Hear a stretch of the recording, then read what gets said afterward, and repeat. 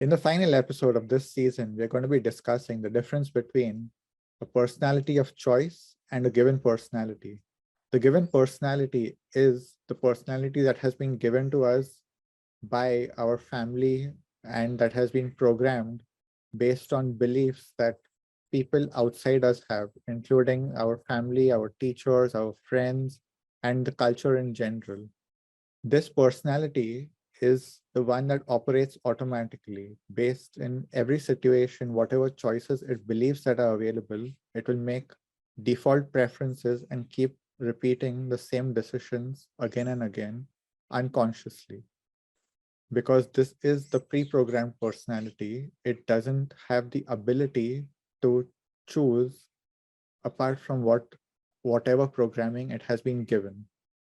In contrast to this, we have the personality of choice, which is the personality not only that we choose, it is also a personality that makes choices in every moment. It is a personality that is capable of looking at all the choices that are available, and also it has the ability to look for choices that are not obvious, and it also has the ability to come up with choices that do not exist. It has creativity, it has resourcefulness to create new choices. And based on all of this, it will make a choice in every moment. It will not default to some pre-programmed choice. It will not default to some pre-programmed preference. It will look at every moment as though it is happening, not as though, but it is happening completely fresh. So it looks at each moment without any biases from the past. And of course, this is not easy. That this is not something that you just develop overnight. It is something that you have to work on, and it's also not something that will be available all the time. There will be many times that we regress or switch back to the given personality. But the more that we are working on ourselves, the more we have the capability to be in the personality of choice and make choices in every moment. So this is what our discussion is going to be in this final episode. And if you have any feedback, comments, or questions, we would love to hear from you. And we're going to be releasing several short videos after this season is complete, which will be clips from our previous episodes and also clips that were not included in our previous episodes and were edited out. So you can subscribe and stay tuned. And well, we hope you enjoy and learn from this episode. What age? What age do you start then? Yeah, that is the magic question, right? Like, when did my story actually begin? Mm, Because for most people, the story begins when they are born in the physical body. And of course, the story of my body begins there. But today, I don't identify with my body. I have a body, but I am not my body. So my story doesn't begin with my body. right.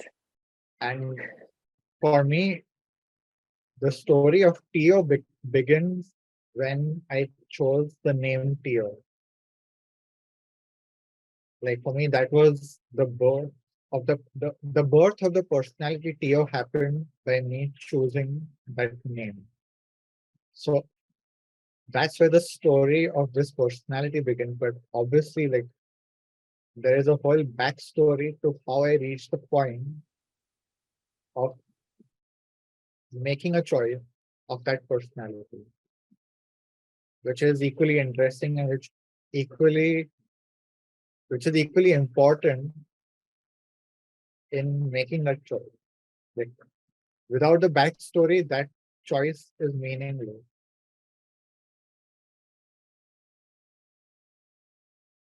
So I can start in the middle, which is the point where I chose the name, and then go back and go forward.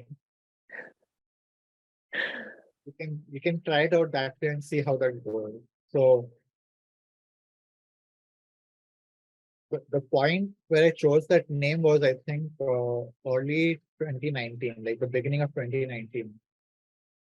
And it happened in the middle of an isolation retreat where I basically took 3 weeks off and disconnected myself from everything and everyone and just shut myself in my house for the most part. Uh, and of course, like there was disconnection from electronics and everything, but also from electricity. So at night there is no light, uh, and basic things like there is no watch, there is no time, nothing. It's just uh, an experience as close to nature as possible while still having the comfort of my home. That's it. There was still some modern comforts like my bed and a toilet and a shower, but that was about it. And no reading, no engaging the mind with any kind of distraction. But it was not only meditation. Like I was doing some activities, like I was going swimming once in a while, or like just sitting in the garden. But essentially, like after some time when there are no distractions, what happened to me is that I entered into a constant state of presence or meditation, which was like I cannot escape myself. There was literally nothing to distract me from myself. So wherever I am, there I am. But and this may sound very absurd or weird because how can you not be wherever you are? But I think what I did not realize and what many people don't realize is that how disconnected we are from ourselves and from the present moment. Even though it looks like we are here, it may look like we are present. Even in a conversation, you think you're talking to someone, but how much of them is present in that conversation? How much of you is present in this moment? That is what changed. So what I realized is like before that retreat, of course, I had been working on myself a lot already. So my degree of presence was a bit higher than before I started working on myself at all. So I would say before I started working on myself, maybe I was 5 to 10% present in a moment. When I started working on myself, maybe that number reached 20 to 25%, maybe 30%. But during the retreat, like when I was in that isolation with no distraction, no entertainment, not using my voice at all. So, like a lot of energy is conserved because I'm also keeping my eyes closed a lot of the time. I'm not listening. I'm not putting a lot of attention listening. So I'm saving energy there. I'm not using my voice at all. So saving energy there. So all this energy that gets saved up basically adds to how present I could be in that moment. And the more time that was passing, the degree of presence was growing stronger and stronger. To a point where it was like literally like I'm just noticing everything that is happening within me and around me. How long did that take, would you say, to reach that point within? The peak experience, I think, was probably 7 to 10 days. Like it was obviously gradually increasing, and probably after 4 days there was a big switch. But the first 4 days were still a lot of entertainment without even having options to entertain. There was still a lot of like just the because my brain was so used to being distracted, even though there were no distractions, it could not come to the present moment. Like for it just to normalize into present took 3 days, I would say. Because it's just used to being hyper active and busy and distracted and jumping from one place to the other. So I think that took about 3 to 4 days. And then, from day 4, I could feel like a greater level of calmness. I know, like slowly then the presence started increasing. And I think from day 7, 8, 9, it was probably like the peak experience where it was like no escape, no distraction, very high amounts of energy, and also very low amount of sleep. Like in the first week, I realized myself sleeping a lot because I had just come out of facilitating a retreat where I'm working a lot and very busy. So just resting from that, I think for 1 week I was just resting and recovering my energy and everything. But after that, even the amount of sleep required dropped drastically.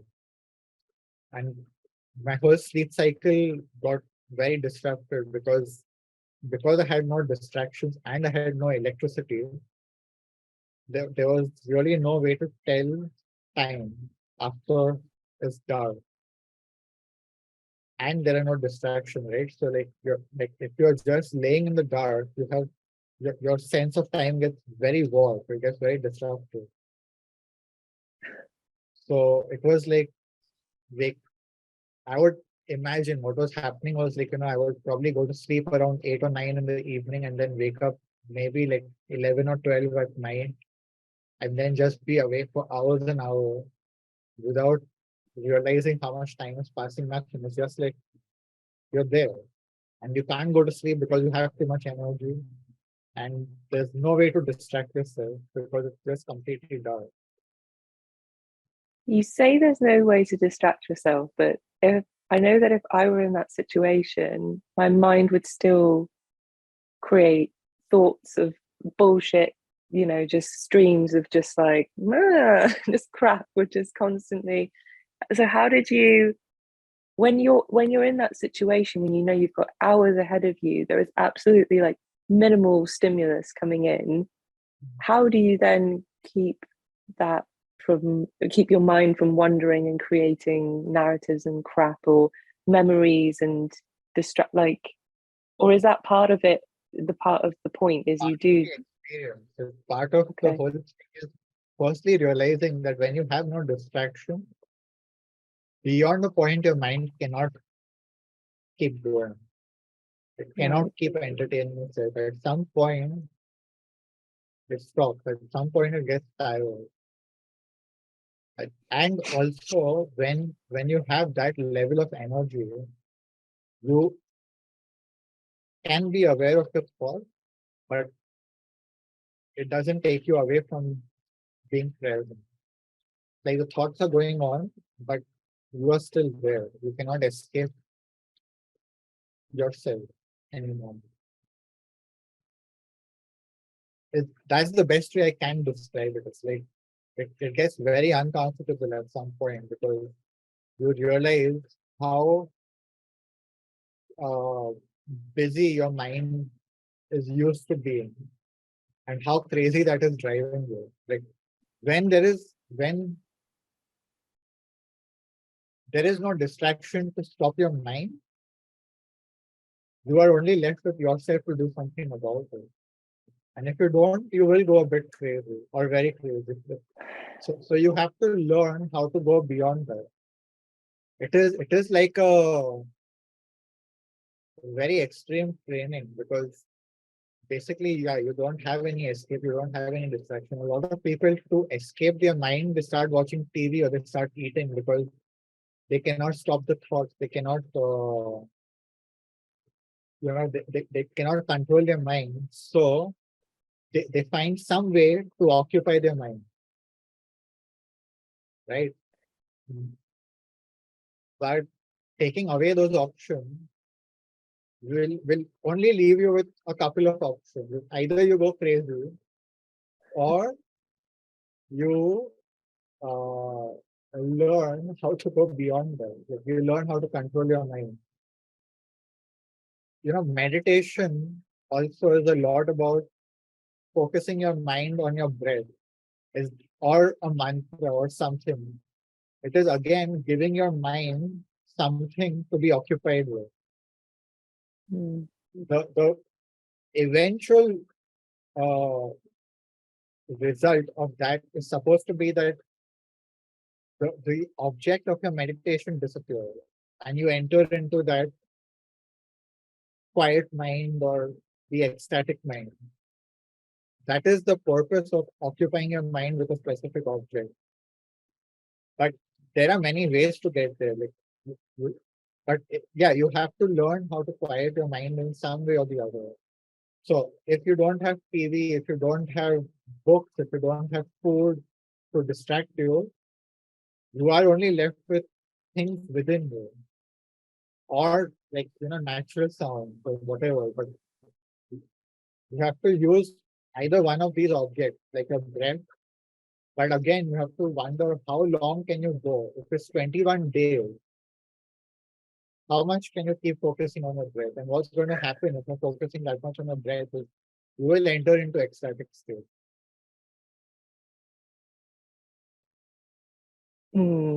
Okay.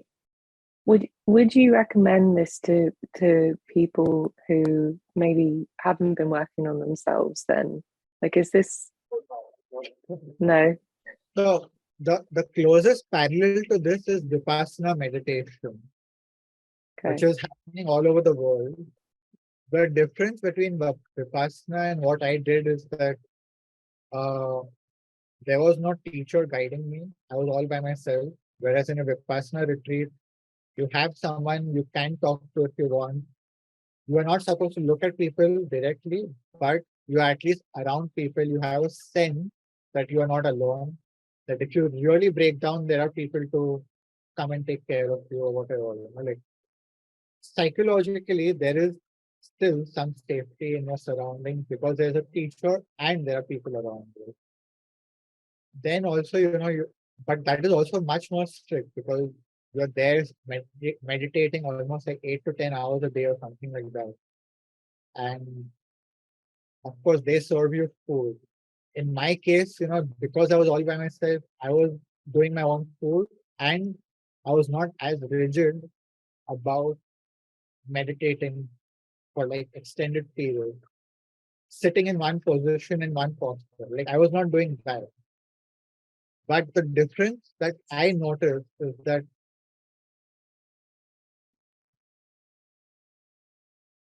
basically I started having a continuous experience of consciousness, which is something I had not experienced before. Like, it's coming back to the exercise of self-remembering, where only when I remember myself am I conscious. And when we start doing the exercise, we realize that in most moments of our life, we're not conscious. And what we are having is consciousness in bursts, and in between is like a sleep state. And so, like, basically what started happening after like 10 days or so is that I entered into this continuous experience of consciousness where I was not dipping in and out of it. Like I was just aware, like not able to forget myself.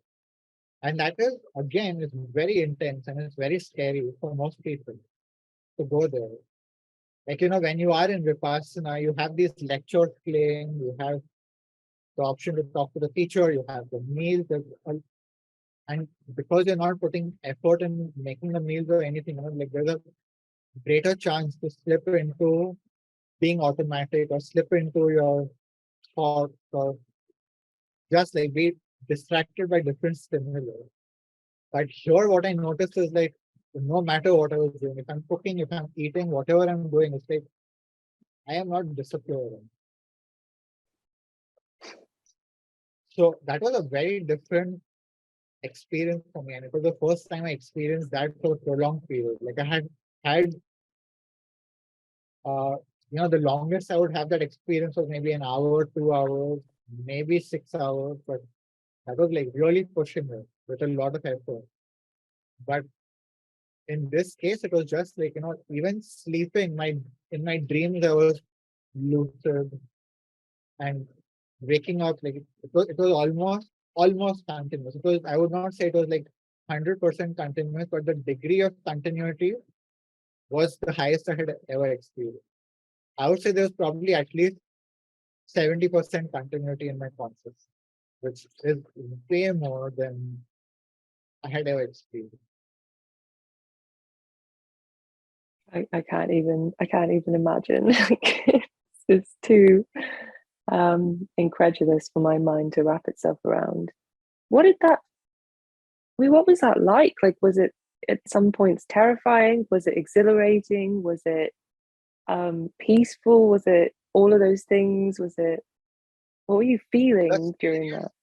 The scariest moment for me in the full 3 weeks happened in the first 15 minutes or the first 1 hour of my retreat.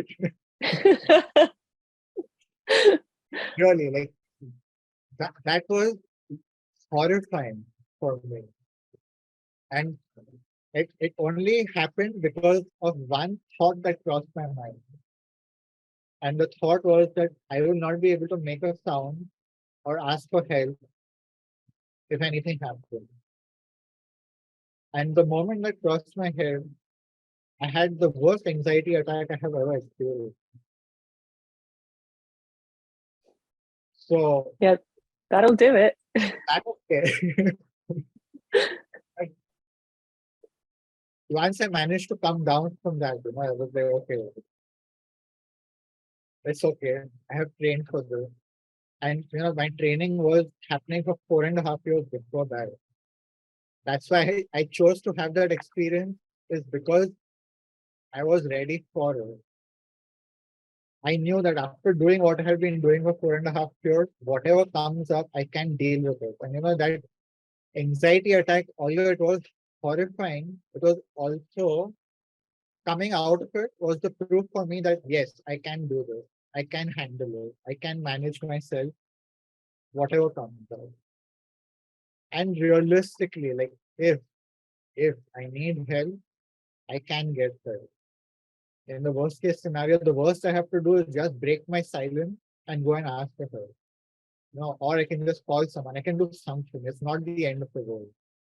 So still there was that psychological safety, but I did push myself far enough that, even when I was in several crises during the experience, like I experienced several crises, things coming out. No matter how bad it was getting, I was not allowing myself to ask for help, because what I wanted to build up within me is the trust, the confidence that I can deal with it. I can handle it. This is something that I had been lacking, is that, whenever I would go into crisis before, I would go to my teacher to ask for help. And I realized that dependency. So one of the other factors or like reasons for doing this was that I don't even want to go to her for help. Right? I really want to reach that level that whatever is happening, I have trust in myself that I can deal with it. Not that I cannot ask for help. I can ask for help, but let me really exhaust all my inner resources before asking for help. So yeah, fear. What was the question exactly? I forgot. Yeah, it was just to walk me through the various states, the feelings that you were experiencing during that time. So you had the panic attack fear, but the rest of the time, like, I mean, what did it feel like a lot of the time? Or was it just Well, all of the emotions? yeah, I would imagine. I think I can fairly say I had all kinds of experiences, like Okay. varying emotions, like a very large spectrum of emotions. I don't know if they were all the emotions, but a very large spectrum, definitely. Okay. From positive to negative, or like painful to pleasurable. Mm-hmm. And a lot of the time was really in a very deep state of insight and contemplation. Like a lot of realizations about the nature of myself, the nature of reality, and yeah, I think that was So the highlight for me. you It were was in like, the flow state. sorry, You were in the flow state. yeah, like that's kind of what I was talking about before when I was talking about having a continuous experience of consciousness. It's like flow state, but being very present in that flow state. So like there can be a flow state of productivity where you're not really present in it, you're just being productive. But Yeah, I'm not there- talking about that one. No, I'm Yeah. talking about the other one. there's a Yeah. flow state of consciousness in which you are present in whatever is happening.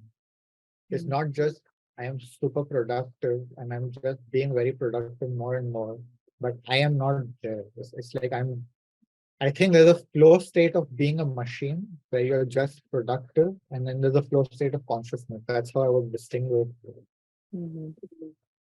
So yeah, there was the flows. Like flow is a bit weird to say because there were also times where it was just to go out of time. There is nothing flowing. There is no movement. It's just like the state of being infinite or going into the void. There is no movement. There is nothing. It's just emptiness. And that's where I found my name, my personality. Coming back to that.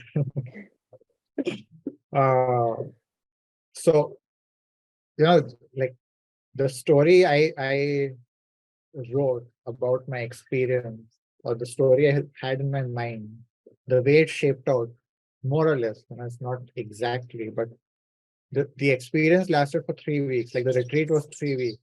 And the first week, the way I saw it was the death of my past self, or who I used to be. And then the in-between period, like week 2, was the transition, which was like, just the beginning of it was just being nothing, or not being identified or associated with who I used to be, or less identified and associated with who I used to be.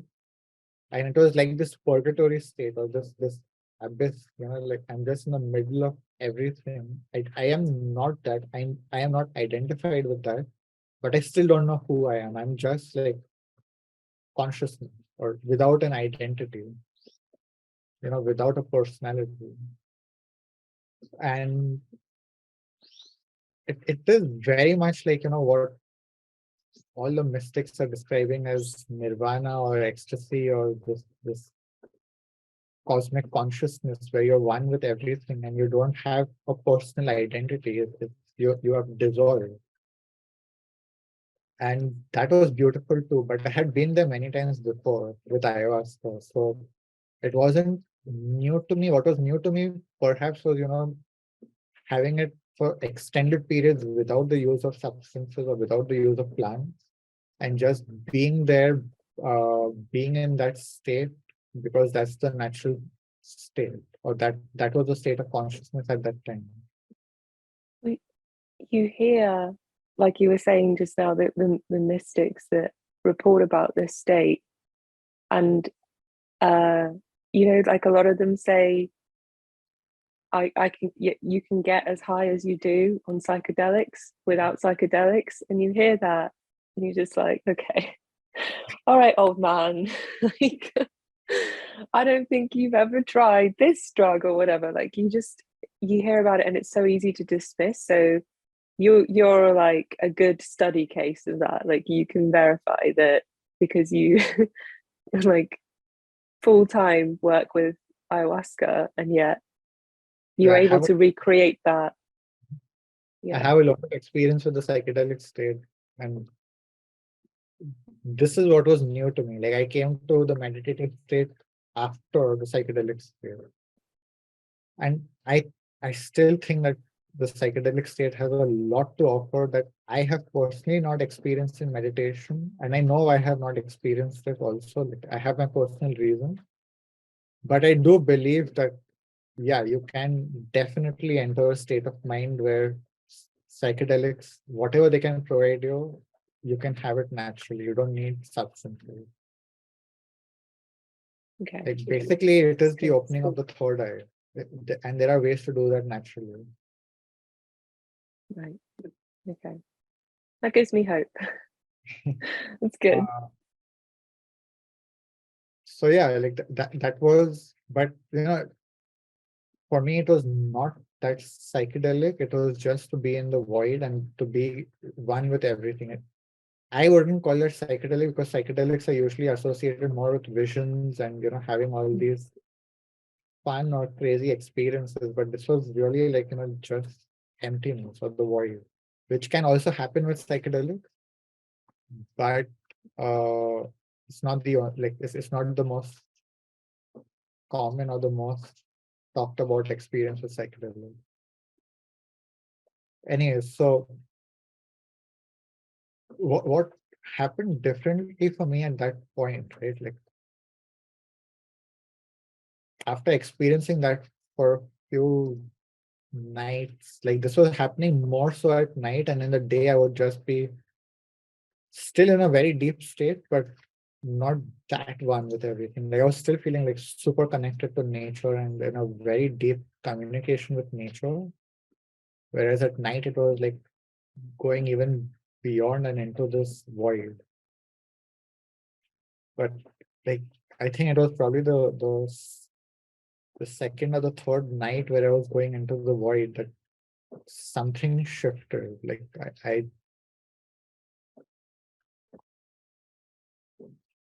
what I realized at that point was that this is not something, or this is one state of consciousness. This is a state of consciousness. Right? To be in the void, to be in the cosmic consciousness is one state or one level of consciousness. This level is not practical in everyday life, which means like if I am coming back to everyday life or coming back going forward, whatever with everyday life, what do I do? Like I don't want to go back to being who I was, right? Like basically what created the detachment from the old personality and the old name was the realization that this is who I have been programmed to be. This is who I've been told to be. This is the lit very literally, it's my given name and my given personality, right? Like the way, at least in India, I think, and I think in many places, they say, what is your given name? It's the name that your parents gave you, or in some other places, someone gave you this name, right? It's a child or a baby doesn't choose their name. But what I started realizing also is like there's a lot of weight, a lot of baggage associated with that name. And that baggage was the personality. It's like basically everything I have been told to be, everything I've been told to believe, act the way I'm supposed to behave, think and feel, everything was associated with that personality and name. And the decision I made in the first week of the retreat, which was coming after 4.5 years of working on myself, was that I do not want to be this personality anymore. I don't want to be what the world has told me to be anymore. And putting that together with that experience in the cosmic consciousness where I was like, okay, I cannot be nothing all the time. I cannot be nothing in this reality where I have to talk to people and I have to do this and do that. What happens to a lot of people that I notice is that when they have the experience of cosmic consciousness, when they come back, they think that they have broken out of the prison of themselves. They go into the illusion that I have no self, but they still continue operating with the same program, just with a new illusion overlaid on this program. So they are telling themselves, I have no self, but they are still operating with a self which has a lot of beliefs and programming and reaction that keep happening all the time. And that is what I really wanted to break in going forward. So the realization was that I have to choose who I want to be. And that has, that basically in that state, I started doing like an exercise or a meditation, which was just coming to me. I was intuiting it or channeling it or whatever, but basically I was the exercise, now I call it self-definition, which for me is like one of the higher levels of self-remembering, is basically who do I want to be? Is I started defining in that moment where I was nothing, where I was just pure consciousness, who do I want to be going forward? And for me, everything from there begins with choice. Like I have the choice to be who I want to be. Of course, operating within the laws of this planet and the the maybe not all the laws of culture, but I still have to, navigate culture. I still have to navigate this reality. So I'm not completely free, but I definitely have a lot more freedom than the programmed personality. So for me, the first choice, well, not the first choice. I made several, vows to myself of who I want to be, which I will not really get into because they were very personal. But like the first public choice, or the choice that I made public, was my name. And the name also, came to me very slowly. It's like, what do I want my name to be? Because I had no idea. And it literally came to me letter by letter. Uh, it did not come all at once. And the first thought I had is, like, one of the vows was, I want to be balanced.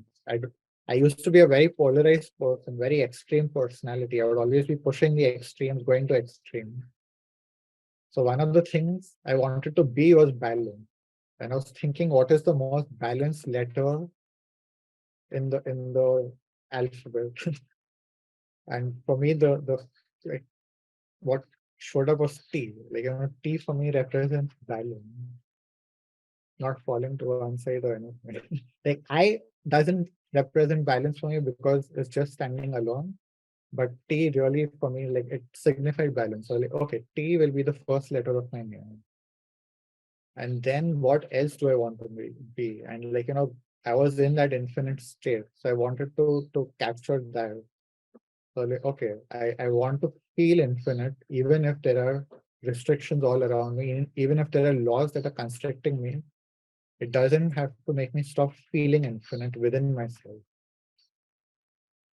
So from there came I, and it was infinite. It was Ti by that time. And then also was the emptiness, right? Like there was this paradox of, I am feeling infinite right now in the emptiness. In this nothingness where there is nothing to confine me, I feel infinite. But there is also nothing. So it was very paradoxical for the logical mind, but yeah, from there came the O, or the zero. And at that point, I did not even put together T, or I was just like, okay, T and infinite and zero, or like T-I-O. That is like, then after some time, I was like, oh, that's T-O. Okay, that is a name already. So that's great. But it was just coincidental.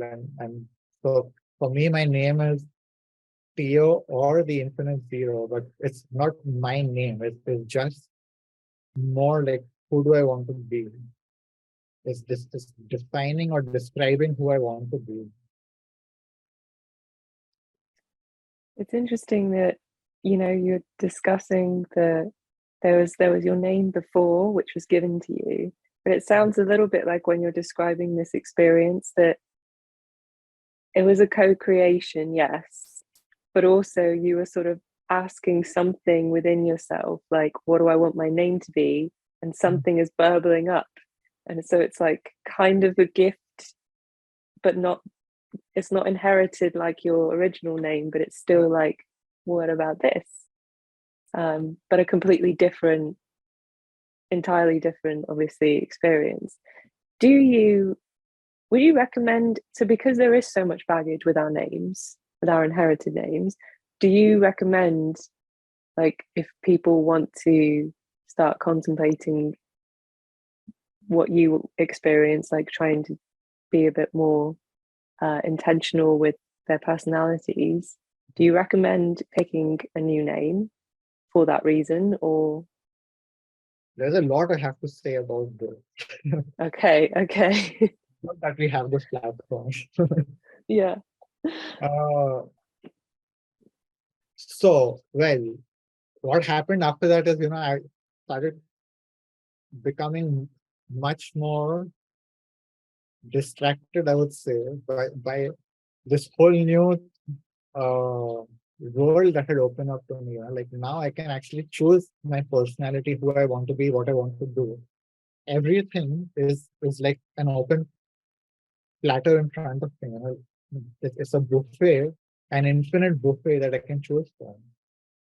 Wonderful. So like I spent several days after that. It was just like, so basically, like, week one was death, week two was transition, and week three was okay.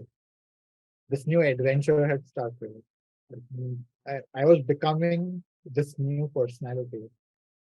And what happened was that I uh, unconsciously got trapped in the illusion that I am done with my old personality. Because I have changed my name and because I have chosen my new personality, I believe that the old story is done. Just because I decided and I thought it is done, it's done. It was like a declaration. I am done with this, and the everything is magical. So there was that magical thinking going on, and I was in denial for at least, I would say, few months before I started realizing that this old personality has not actually gone. But what had definitely happened is that I was less identified with it and I was less attached to it. So once I started accepting that it is still there and I was not in denial anymore, then I could watch myself better. I could start becoming more aware of when my old personality is showing up. Took me a long time and I'm still working on that because still my old personality is not gone. And now I'm actually more at peace with my old personality and I'm more accepting of it because there were good parts in that too, things that I actually like and wanted. So I have integrated them into my new personality.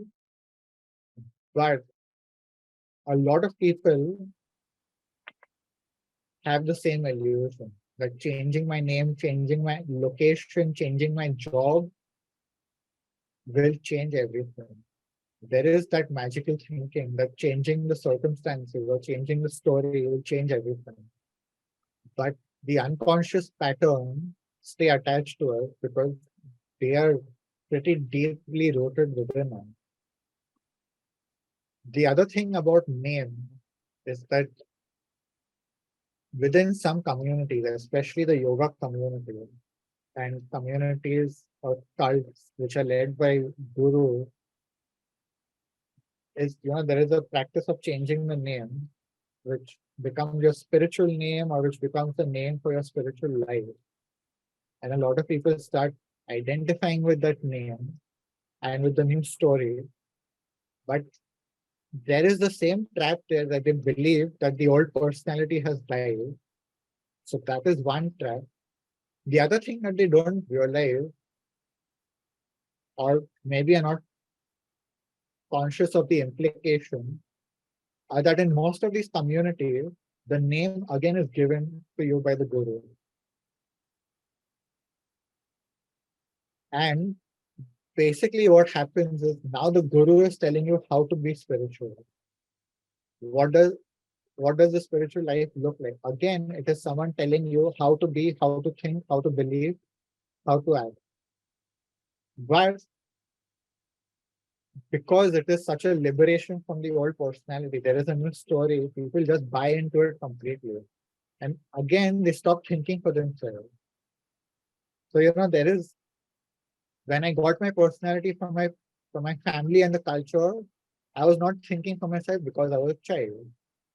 But the same exact thing is happening when you become an adult and join one of these communities and someone gives you a name.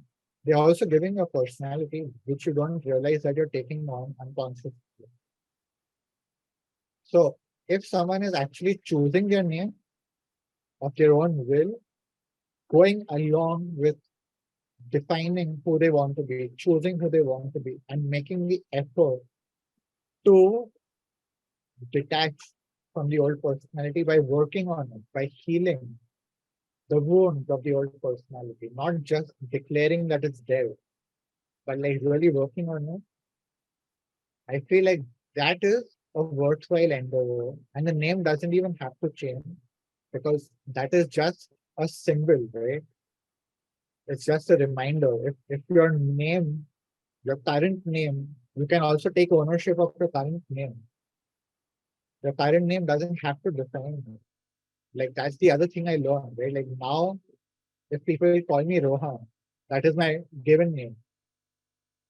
If someone calls me that earlier, when I had chosen the name Ti0 in the beginning, I used to get very frustrated and disappointed that people were not uh, calling me what I want to be called. You know, people are deciding what I should be called. And I was in this very rebellious mode and fighting and blah, blah, blah. But when I continued working on myself and continued to accept myself more and more, for me, I started realizing that now I own that name.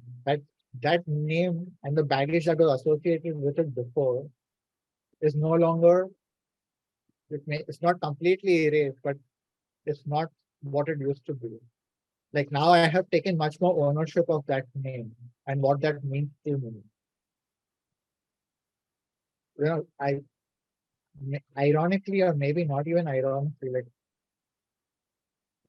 it is ironic because before I started the journey with ayahuasca, I used to be a complete skeptic and atheist and very rational and very materialistic.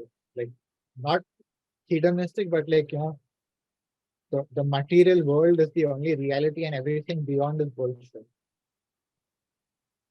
And the name Rohan in Sanskrit means spiritual, or it means someone who is rising in spirituality or ascending.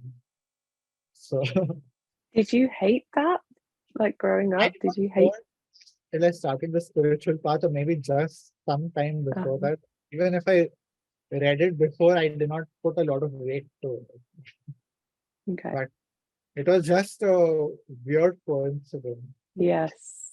Yes. Because I can imagine you being like when you say you were like very that end of the spectrum, I can picture it and like, yeah, that's fascinating now. So Yeah, are you yeah, saying that against anything spiritual or psychological or anything to do with self-development. For me, it was all bullshit. how right you were?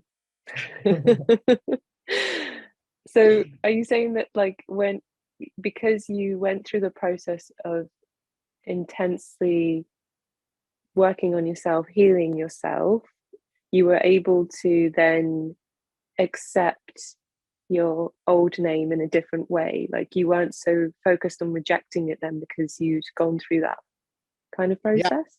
basically, what I realized in the last few years is that me switching my name, one aspect of it was choosing who I want to be. And the second unconscious aspect of that was rejecting who I was. You know, I had done a lot of work on myself, but I had never fully accepted myself. And being Ti0 is the first time I felt acceptance for myself because that is something I had chosen. But I was still unconsciously rejecting who I used to be and who I had been programmed to be. But there was also an essence underneath that, which I was also rejecting. And slowly, like as I continued working more on myself, but the shift was that, you know, in the last 2.5 years, especially, there was a lot more work on uh, developing compassion for myself and loving myself the way I am. And it was a lot of work and very challenging and very painful. But the more I did that, the more acceptance I had for who I used to be. So now for me, it is like, you know, the name doesn't actually matter at all. Like I later came to the teaching about the faceless being, which was like, go beyond your personality, go beyond your face, go beyond your name, your identity, and see who you are underneath all of that. Forget the story and become more acquainted with the essence rather than the personality. So now the name and the personality is there. It is something more functional, it's more operational, it's more like, okay, this is who I am to you. But within me, there is not such an attachment to the personality or to the name, either of them, which also gives a lot of flexibility. So like when I say personality of choice, there was the choices I made of who I want to be in 2019. But one of the fundamental choices was that I will be always flexible. I will be always adaptable, and I will always be changing. So this is not a fixed personality. This is not a personality that is defined once. There may be some characteristics that are defined forever. Like I always want to be balanced. And to be balanced means I can go to the extreme, but I will come back. I always want to be infinite, and I always want to remember that essentially everything is empty. So like all of that are the core parts, but beyond that, everything is flexible, everything is changing all the time. My beliefs are not fixed, like beliefs about the self, nature of reality, my job, my role, my character, none of that is fixed. I can keep changing, I can keep updating them. I can keep contradicting myself too. It doesn't matter to me. I like that. Yeah. Giving yourself permission to contradict yourself feels very empowering. Like, yeah, surprisingly. surprisingly, yeah. And like announcing to the world that this is not, you're not a finished product, you never will be, and like basically hold on because I'm going to keep changing. And yeah, I'm not married to my beliefs. Like I can be wrong today, and I will change my opinion as reality keeps evolving, or as I keep evolving. Mhm. Yeah, so this is the story of how the name and personality Ti0 evolved. But then there is the whole backstory to that, the 4.5 years before that, and the life before that, which is interesting in itself. So, like going way back, like I said, I was always very skeptical. Like if I heard someone telling me this before, I would just completely dismiss them as crazy spiritualists who are talking some mumbo jumbo. Like, that would be my reaction. Like, stop bothering me, stop wasting my time, go talk to someone else. So I understand what skepticism looks like very well. Like I have been a super skeptic of everything because like growing up in India, people are shoving spirituality down your throat everywhere. Everyone is trying to convince you that their spirituality is better than the other. But even if you don't buy my spirituality, at least buy theirs. Be spiritual. Like in Brazil is the same thing. Doesn't matter what religion you have. There are hundreds of religions there. Okay? Hundreds of cults. Over here, being in a cult is normal. It's not a taboo. It's not a bad thing. Like here to be in part of their reality. So their thing is, doesn't matter what religion you believe in, but you have to believe in a religion. You can't not be religious. Like you can't not believe in something. Wow. Okay. So yeah, you can't escape that, it seems. You had that in India and you've got that now. Okay. But well, it was a very good training to not just buy anything because it seems nice on the surface. Like Yeah. my skepticism is still very much alive after all these experiences. It's very much alive. So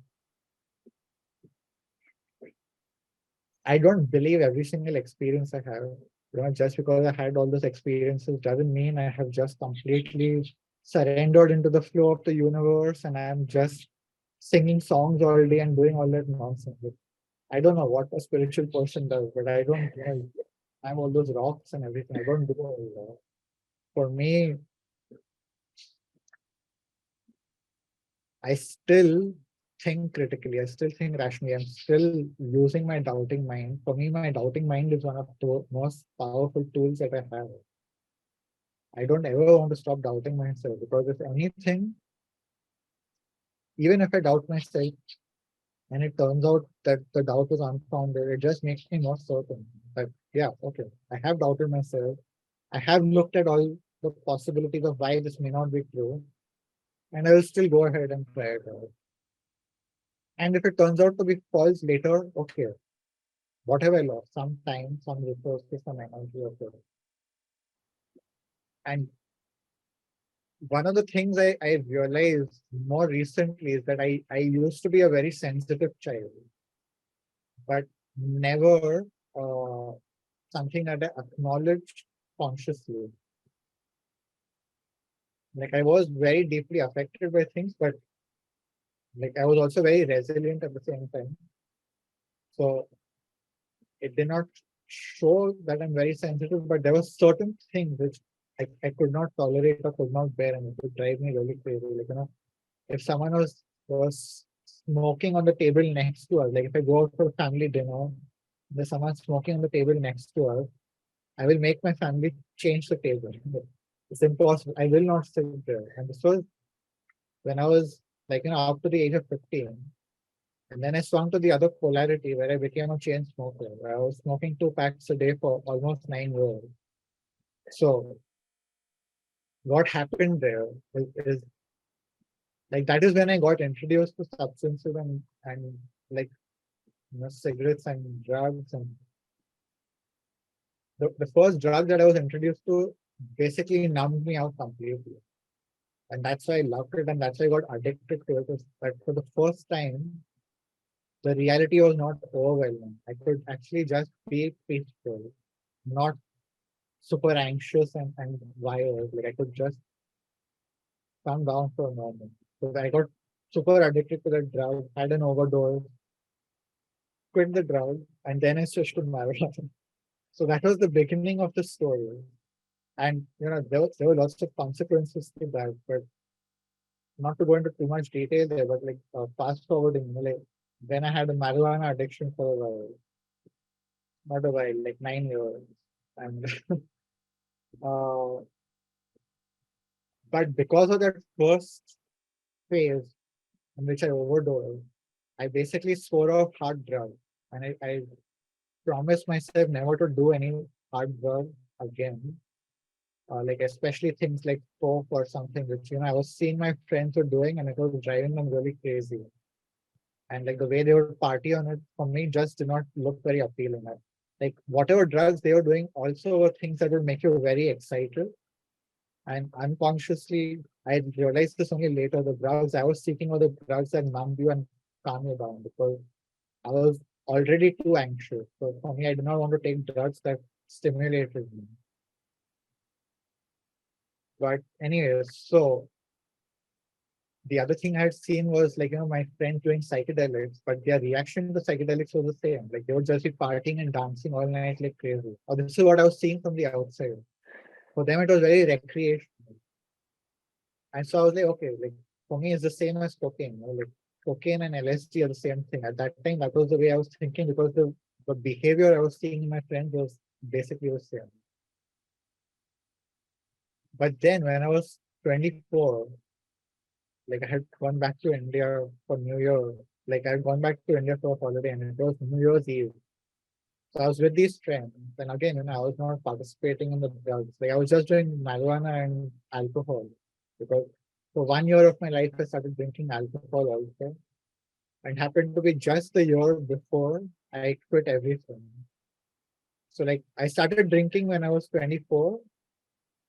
before that I was only doing marijuana and cigarette, because like alcohol just did not seem appealing to me. Marijuana was way better.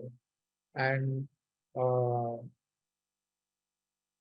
so I was, like I was super high on the New Year's party with alcohol and marijuana, and all my friends had done LSD and ecstasy, and they were doing the usual thing.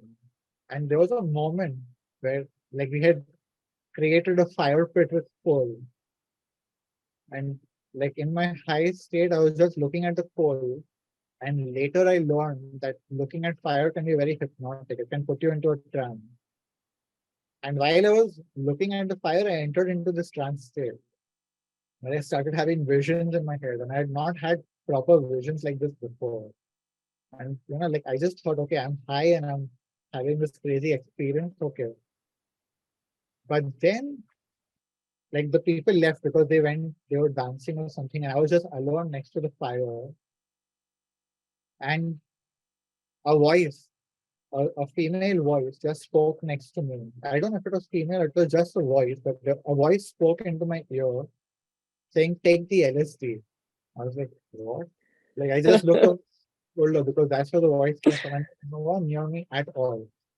And it was like a very distinct voice that was not loud and but not a whisper. It was just like someone talking in a normal voice, but very clear, like take the LSD.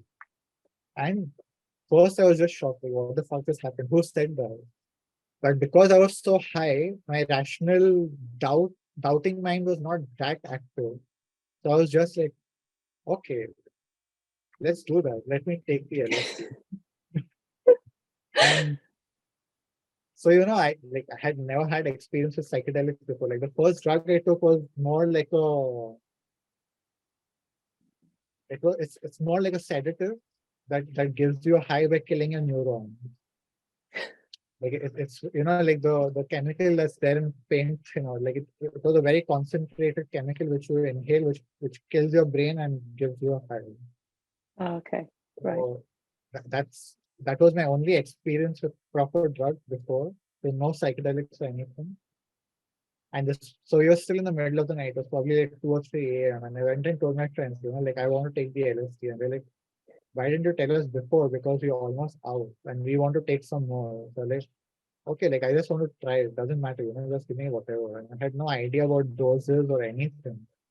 And they had all taken a bunch of it.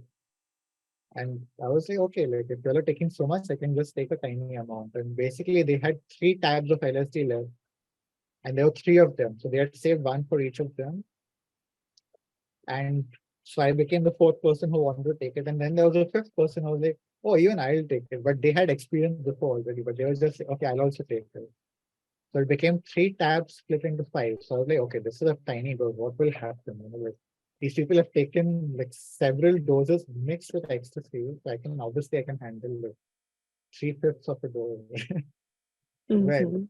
turns out it was way too much for me because as I discovered later, I was a very sensitive person.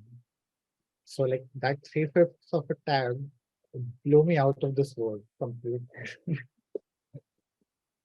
But the reason I'm you know talking about all this is that experience was the gateway experience for me. And like basically my friends continue to have this very recreational experience. That's what it seemed like to me from the outside. But the experience I was having was so fucking deep. Like I don't think it was spiritual still the way I will describe my first iOS experience later, but it was it was psychedelic for sure. It, like just completely blew my rational mind out of the picture. And it started with me, like I was looking at a leaf and it had still not kicked in. And suddenly I just went into the leaf. And like when I came out of it, I was like, what just happened? And then I realized, oh shit, it's starting. And the next experience that happened, I realized years later was my first encounter with the faceless beings. Because like as I looked up from the leaf, all my friends' faces had turned like they had become like a blank page. There were no features on them. So they were basically faceless. It was like there is nothing there, and I was like, wow, this is amazing. Were you terrified, or were you just like Wow, I going with was it? fascinated. Like, it was so beautiful for me. Like, probably if I had not been as high on marijuana and alcohol before, I may have been more terrified. But because it was like a transition from that into LSD, my senses were already calm. Like, marijuana was already calming me down. Hmm, okay. So You I had a was just, perfect cocktail in you. yeah, so it was just like super mind blowing. Anyway, so that following that, like at the same time as this was happening, I had a friend in Seattle who like was a colleague and a very close friend of mine at the time. She wanted to go and see the World Cup in Brazil in 2014. Like that was 2014. It was the beginning of 2014 year. So she wanted to see the World Cup in Brazil. And so she invited me to go to Brazil with her. And I was like, I am not interested in sports or football or any of this. And especially going to a stadium sounds crazy to me. I have no interest. But I just did LSD and I had heard about ayahuasca before, and I was like, and I had heard that ayahuasca is the most powerful psychedelic in the world. And after having this magical LSD experience, I was like, if it can get even better than this, then of course I want it. Because at that time I was that person who just craved more and more, the junkie mindset. And so basically, a week later, we had finalized our trip to Brazil, and she was like, I was going with her for the World Cup, and she was going to accompany me for ayahuasca. That was our deal. Like, I'll do this for you, you do this with me. And as things played out, we kind of had the falling out, and we stopped talking to each other. And also, she did not get her visa for Brazil. So, and I did. So I ended up going on this trip that had been planned by her originally, and I went to the football stadium and I watched the quarterfinals. I did all that nonsense also, which I had no interest in. Like I was literally sitting in that stadium and I was like, what am I doing for this? Makes no sense. What is this? But I did it anyway. It was an experience. And like so I went for like a 20-day road trip throughout Brazil. And then the last week of the trip was supposed to be the ayahuasca retreat. And well, here I am.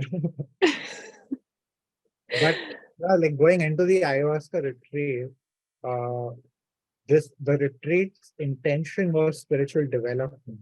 And I had no interest in spirituality at that time. Even after the LSD experience, I was just like, I want to get high. I want to have this even greater psychedelic experience. And that's the only thing I'm interested in. And because I could not find any other center, like I really tried to look for places that were just giving you ayahuasca without preaching all the spiritual nonsense and religious nonsense. And I was like, I just want to drink ayahuasca. But the thing is that at that time there were no centers in Brazil specifically. Like this was the only center. All the other places were either churches or you have to go to a hut and drink ayahuasca with in a very rustic native environment. And I was not up for that because I wanted to get high, but I did not want to be uncomfortable. so so I was like, okay, like I have grown up in India. I have been trained to ignore the spiritual bullshit. So I can go for this retreat and just ignore everything and do the ayahuasca and no one will be the wiser. I'll just do what I want. So this was my intention going in. But turns out that there were different plans in store for me because like my first ayahuasca experience was the most spiritual experience I've had to this day. To this day, like after everything I've been through, like, there's nothing that is compared to that. What I love most so far is that, I mean, I'm going to assume that the voice you heard at that party was ayahuasca, but who fucking knows? But have a couple of theories of who it could have been. There could have been another person involved, but Okay. not a physical person, another being involved, but doesn't Oh, to me who it was. okay, interesting. Because for Okay, yeah, me, because it whoever it was definitely from the faceless beings collective. Like it for me that what I realized is how they operate is like they are basically disincarnate entities without faces, without identities, who just literally appear in the moment something has to happen or something is needed.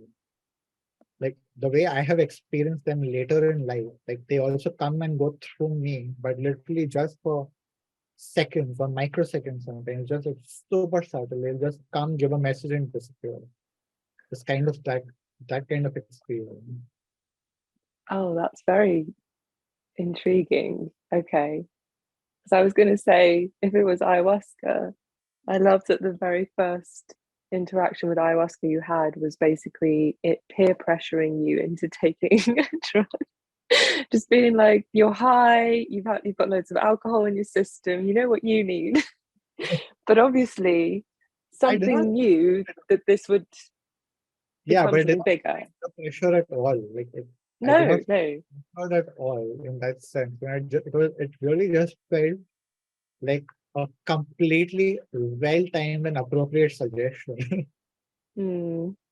Because Yeah. it happened right after I had that experience of looking at the coal and having those visions. Like Oh, okay. that is kind of what opened me up to listening to that voice. Because I had not had that kind of vision before. It was like I was literally inside a movie, living in the movie. It's not like watching a movie on the screen in my head also. It's like I'm not watching a movie in my head. I am in the movie. First person. Yeah. Okay. So Wow. like, because I had that experience, I was like, okay, let's try it. But even, like even my friend at the time, for planning the whole trip and then for dropping out, Yeah. if it was not for her, I would not even have thought of going to Brazil ever. For me, Brazil was never a destination country for anything.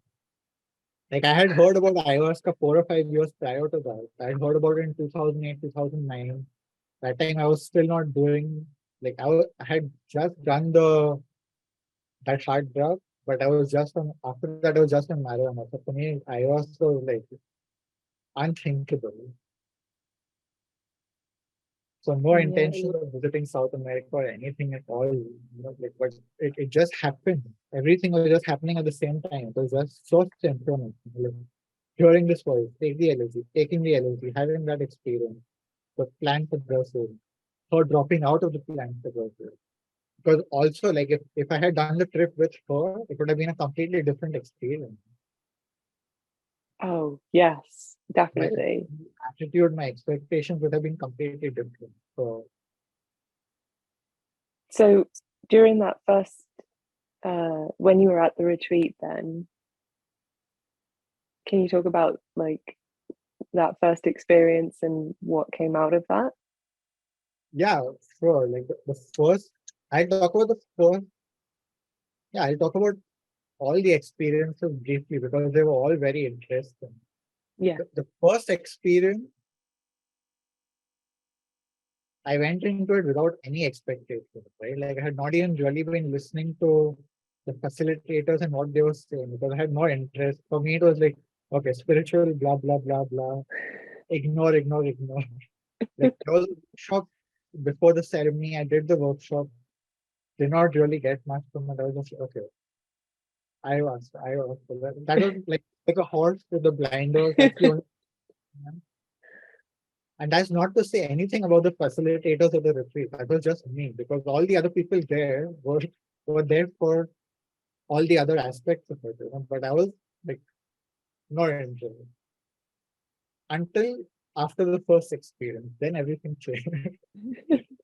But basically, like the first experience, usually when you drink ayahuasca, on average, it can take between 20 minutes to 2 hours to start. Like that's the average. For some people, it can start in 5 minutes.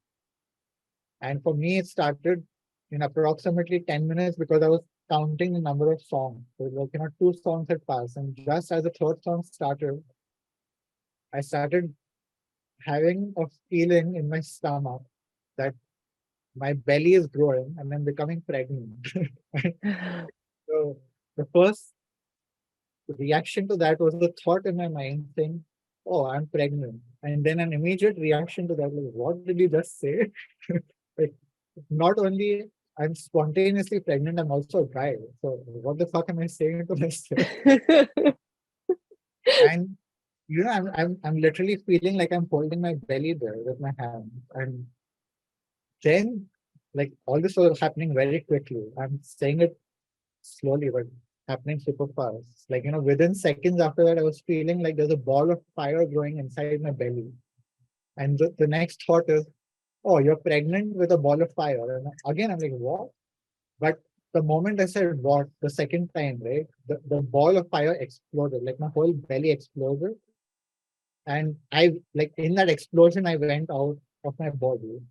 Like I basically just exploded into I don't know how many pieces. And the experience I had after that was that each piece of me or of my consciousness landed into different things all around the room and became one with those things. So I was having like a multi-dimensional experience of I am many things at once. And I I don't know how to describe this, but it was not exactly happening sequentially. It was like all happening at once, but somehow my rational mind was trying to put it into a rational sequential order at the same time. It was too crazy, but that's the best I can do to describe it. So I was, I was a tree for a moment, and then I was a rock, and then I was a mosquito, and then I was a frog, and then I was a leaf on the tree on which the raindrops were falling. And I could feel, the raindrops were falling on me. And then I was in the walls of the room and I could feel the music vibrating in the wall. And then I became the waves of the music. And then I felt like I'm going through the ears of the people listening to the music. So I was like having that experience that I am the music. And after all that craziness happened, the next was I just shot out. I was hovering above. And then I just kept going further and further. So I was looking at the planet, the solar system, the galaxy, until I just completely dissolved into nothingness. So like I just became empty, pure consciousness, one with everything, the void. And I don't know how long that lasted. And then I shot back into my body in like 1 second, very brutally. Like, it was just like I was just pulled back into my body. And the next thing, again, I hear the same exact voice talking in my ear saying, "This is it for tonight. I'm going to leave now, but I'm going to be with you forever and I will teach you whatever you need to know." Like this was super clear. And then I felt this massive energy leaving my body and the experience ended there. And then 5 minutes later, the facilitator came around and announced that is 1 hour. So basically, I realized that all of this happened in 45 minutes. And then I had no experience the entire night after that. And usually the ayahuasca experience lasts like 4 hours. That's the average experience, but can be shorter, can be longer. But for me, it was like the voice told me, "This is it for you for tonight. You have got what you need. Guys. You don't need anything more." But still, like when it was 2 hours, because of the instruction, I just said, "Okay, when it's over, maybe I can have some more." And I got like a very tiny booster dose. And then like I had an experience of going into the void for, I don't know, 5 minutes or something like that. Time was not making any sense. But that was it, like very, very quick, and came back to the room just processing everything. Life changed, me changed. Nothing is ever going to be the same again. Wow, That that's was the first experience. intense. That's so intense. How did you feel about the message of I'm going to be with you forever? It was the first time I felt I could trust something. Hmm. Because one of the things I discovered later in my work, my self-work, is that I had big trust issues with the world in general. Like, I could not trust anybody. But it was the first time I felt complete trust. It just, there was no doubt in my head that I can trust this world. And I could not explain it. Like, usually my rational mind would be going off like crazy, doubting and putting fear and all of this nonsense. But in that moment, it was just like none of that existed. It was just like absolute trust. So you knew, like, there was something that resonated in you that was like, I know this is true. What they're saying is, Not even about true or anything. It was just like I no can doubt. believe you. Yeah, that's the only thing I can say is that there was no doubt. It's not I know something, but I know that there is no doubt here. Huh. Okay. And I'm Wow. using just to contrast with the way I and many people think all the time. Like anytime you talk about trust, the first thing that comes up is doubt. Or like, Mm. can I trust this? It's all based in doubt. But like it's just to imagine that all the doubt just gets pulled away. Okay. So So that was the first yes. ceremony. Yeah, and I'm sure several things happened in there, but like this is the highlights of the first ceremony. Okay. And then number two was even crazier, but in a very different way. Because the second experience, the way it started, I don't know if it started this way, but one of the most significant things I remember from the beginning was that I, again, when I went into this visionary state, but this time I was having vision of me where I live right now. And I was just having vision of being here. And for the first time in my life, I felt that I wanted something from my heart. So the way I'm putting it that way is that I only realized after that experience that whatever I used to want before always had a mental influence. Either the desire purely originated in the mind, or even if it originated in the mind, it was very quickly polluted by the thought. But for the first time, I could listen to my heart's desire that I want to live here and do this work and learn more about this. And I could actually hear my heart talk, which was a very bizarre experience. And I knew, like, again, it was a degree of certainty I had not experienced before, but I knew that I'm going to come and live here. And there was no doubt in my mind that that's going to happen. And for me, it was very different because I actually saw it happening and I was more than seeing it happening, right? It was to hear that voice of my heart and not have the mental interference at all. What was very powerful about that was, even after the experience got over and I had decided I want to come and live here, obviously the next step was to start communicating this decision to people. And as you can imagine, the reactions were all highly opposing because they all thought I've gone crazy. I've taken drugs in the jungle and gone crazy, and now I'm becoming a hippie. And at that time, I was working for Amazon as a software developer. So highly coveted job, well-paying job, very good life. And on the surface, I was very happy with my life. Like, before coming for the retreat, I had no complaint.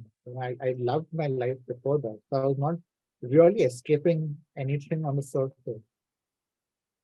So, everyone basically telling me, how can you give this up and you have your whole life? Why do you have to do this now? Just work 10 more years and then go and retire, earn more money, save more money. So the thing is that because this was something that came from the heart, there was no doubt in my head. Usually, Right. what would happen was when it was something that was in the head, when people would put doubt, then the conflict would start. Then all the arguments would start in the head, and I would be not sure and doubting. And do I want to do this? Do I not want to do this? And finally, I'll make some decision. I was not really indecisive, but there would always be this, and still today there is, even today there is this, should I do this? Should I not do this? But when I listen to my heart, it's very different because when I listen to my heart, I'm following a completely different voice, a completely different trajectory. And the reason I started trusting that even more is how the events played out later in my life, which I will come to. But just to complete that night, so that is what happened in the first half, was seeing my life here and deciding I want to come and live here. And then the second half of the night was me not just going and visiting alien planets, but going and becoming an alien on different planets and having the alien experience. You know, that old alien experience that you have. That one, yeah. Uh-huh. That was so that was part 2. That was the second experience, the second ceremony. Yeah. Okay. Okay. And then the third one, I got even more greedy because I was like, so what happened? The first one, I took a certain dose and it was a certain experience. The second one, I took a bigger dose and I went to alien planets. So I was like, I can take an even bigger dose and let's see what happens. And what happened was an overdose. Like it was too much for me and Oh, very uncomfortable, but also very fascinating because the only thing I remember from like there are two or three things that I remember from that night that were very significant. One was the experience of going back to the prehistoric era, the age of the dinosaur. Like I was in the age of the dinosaur, but for maybe a nanosecond, what felt like a nanosecond because it was the overdose, right? So everything was going super fast. So I went from the dinosaur age to the future of humanity within what felt like 5 seconds. But I was like literally living out everything. It was super fast. So it was like very difficult to grasp anything except for the beginning and the end. wait, when you say the future of humanity, do you mean as in past now? Like in not Like past. future even Now. Further than now. yeah, like just zooming into the future. Or like one Wow. probable future, maybe not the future, but one probable future of humanity. Do you And remember that anything from that future well, worth mentioning? I don't want to talk about that. Oh, okay. I Intriguing. don't want to give spoilers. No. Okay, well. We okay. But Fair enough. yeah, it's only probable, so it doesn't matter anymore. But so that was the third experience. And what was most significant, the second thing that I remember about that experience was that in one moment, I experienced the pain of every single animal that I had ever eaten. I used to eat meat. And in that moment, I just experienced the dying pains of all the animals, but put together. It was like this excruciating, unimaginable pain that was not even in my, it was beyond my body. It was in my body, but even beyond. It was just like cosmic pain. And this is an experience that happens once in a while. Some people can experience the pain of humanity, or the pain of the animals, or the pain of the planet. And they are very, very shocking but revealing experience. So basically, that experience also somehow it did a lot of things inside me. Although I don't remember a lot, but after that experience, I quit all the substance addictions that I had. I quit smoking, I quit drinking, I quit marijuana, stopped drugs, everything. And like I sampled them later a tiny bit, but never, and then stopped forever. Like, till today, I'm off substances completely. After being heavily addicted to them for quite some time. I stopped gambling also. Like I was addicted to gambling, stopped gambling. So like that experience was an overdose, and I did not get much rational information from that, but just changed me completely.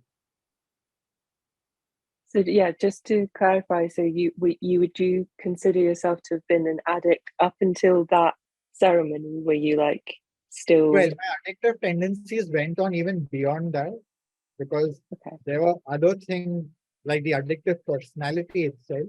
I had a hyper addictive personality, meaning I can get addicted to anything. I can get addicted to food, watching TV. Like if I like something, I'm addicted to it immediately. Right? Mhm. For me, now it's much better, but earlier there was no middle ground. It was either all or nothing. With the spirituality was just there. No spirituality to like dive into it and live in.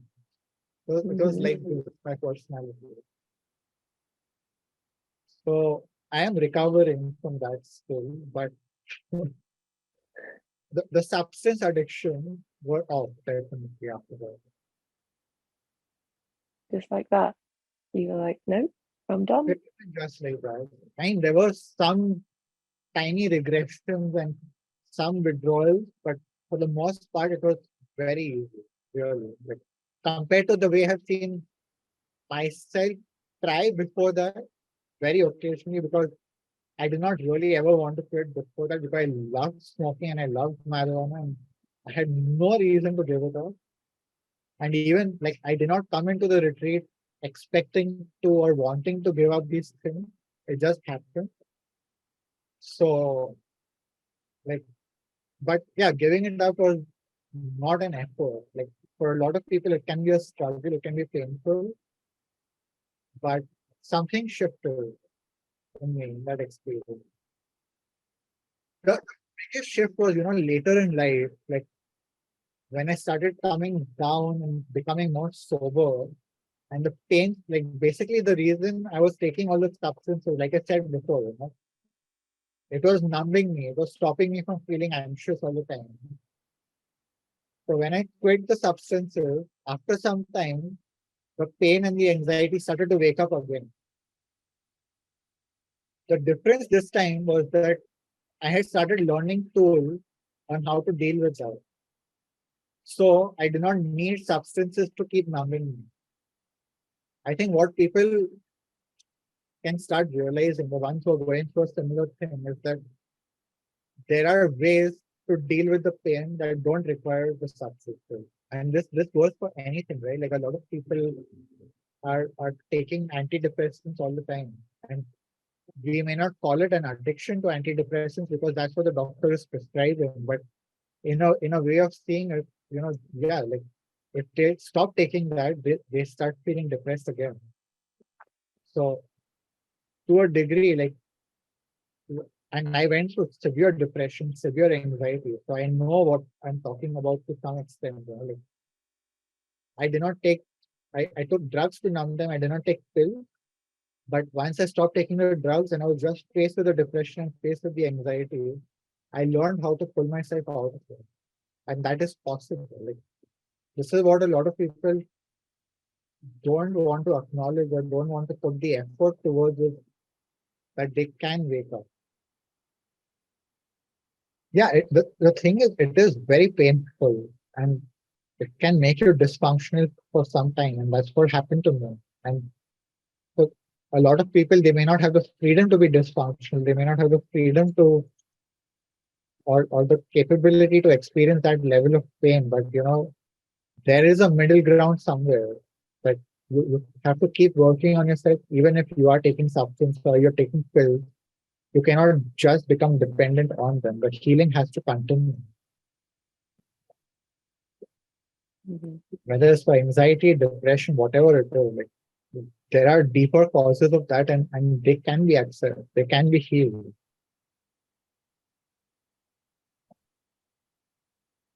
So anyway, like that was the beginning of the journey for me. And well, the beginning, so to speak, because there were many beginnings, one of the beginnings. And although I wanted to come back immediately, the way circumstances played out, it took me 6 months to come back here. But in those 6 months, some again very crazy things happened. Like I had decided to quit my job. I was sure about it. But then as soon as I got back, I was offered a promotion. And the promotion made me eligible for a sabbatical.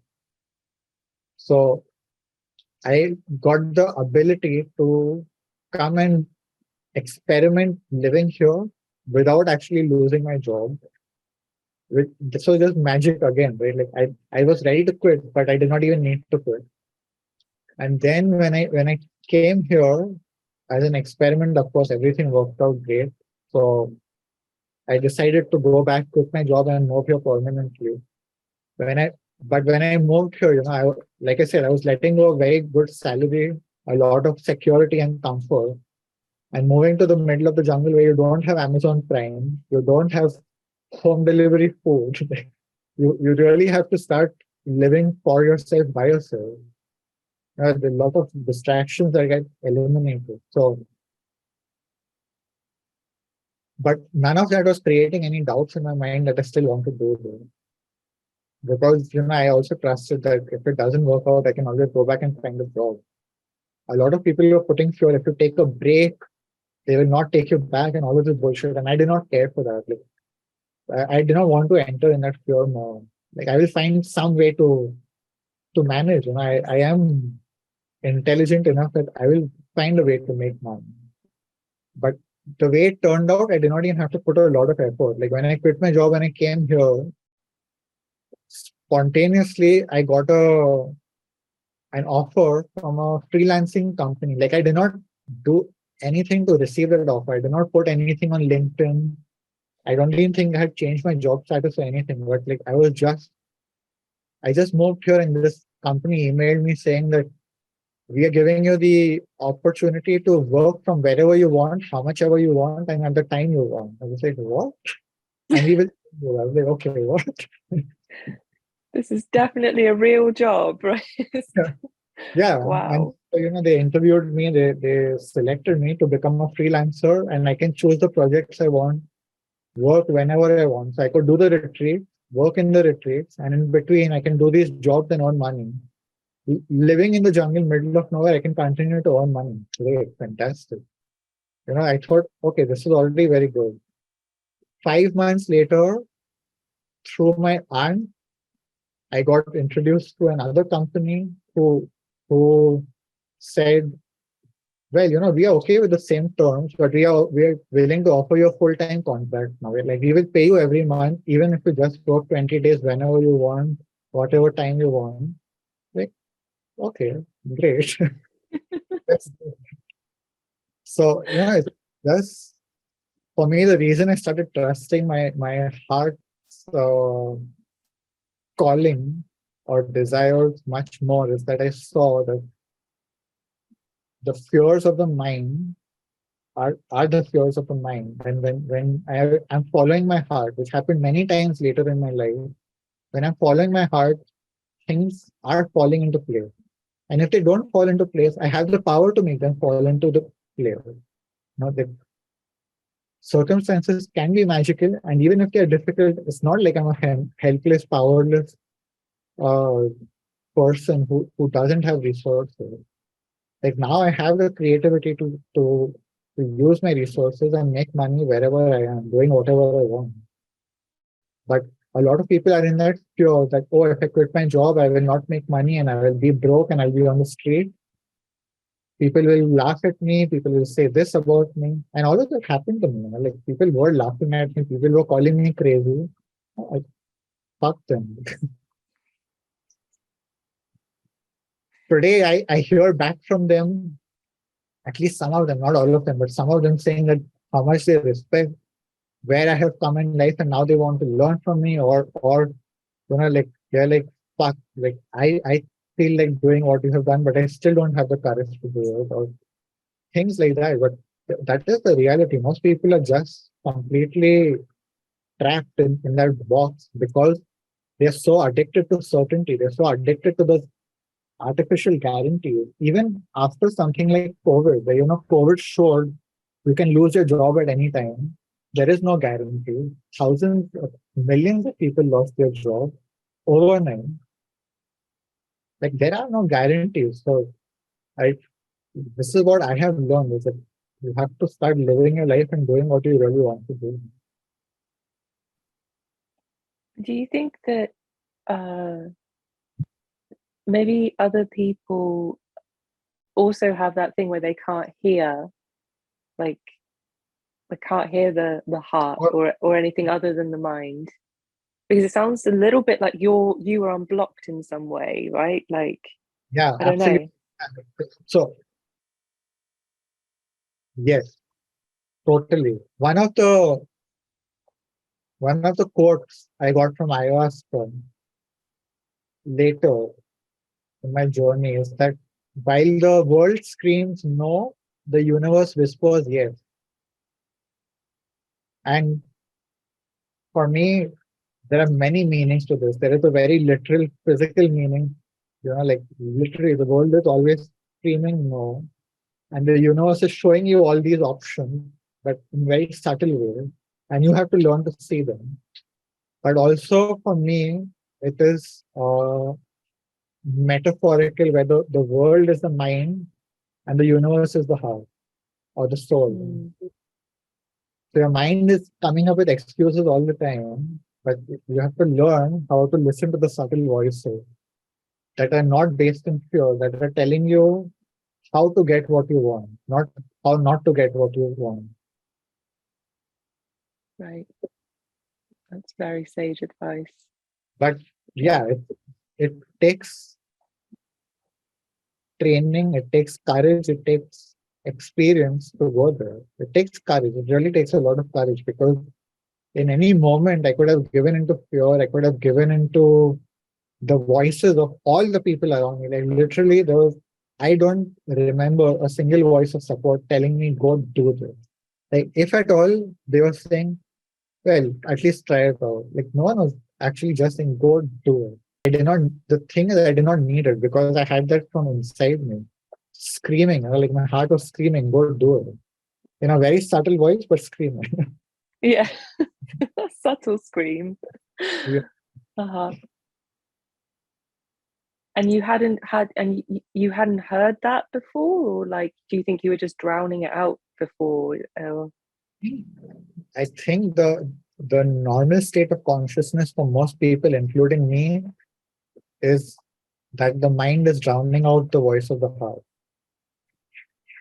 Mm-hmm. That's what I said, like I was only used to two types of desires before. One is a purely mental desire, which is just a thought in the mind. And then there were the heart desires that were then overlaid by whatever the mind adds on top of that. So by the time it reaches my conscious awareness, it's been polluted. It's like the heart component is this and the mind component is this. Whereas this time, because I had direct access to the heart, the mind did not have time to interfere. It did not have time to come up with stories of why not to do it. So that was very magical to experience that for the first time and to even know that something like this exists. Like I did not even know that you can have a pure heart desire. What is that? Like all of those things change. And I stopped being afraid of loss. I stopped being afraid of taking risks. I stopped being afraid of and doing all this consciously. Like earlier when I would do this in a very rebellious way, very unconscious. Like, it was very defiant. Oh, you don't want me to take a risk? See what I do. See me jump off a cliff.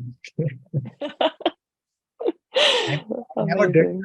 That was my attitude. It's like you think drugs are dangerous, see how much drugs I can do. And that happened. That actually happened. Wow. Yeah. And I had that from very early in my life. Like I stopped believing in God at the age of 10 or 11. Like for me, I saw through the bullshit very early on.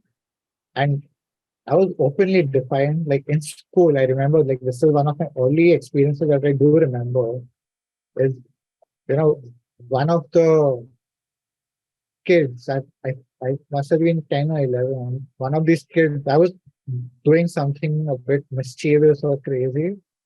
And this kid comes and tells me, oh, how can you do this? You know, God will punish you. Like, what? God?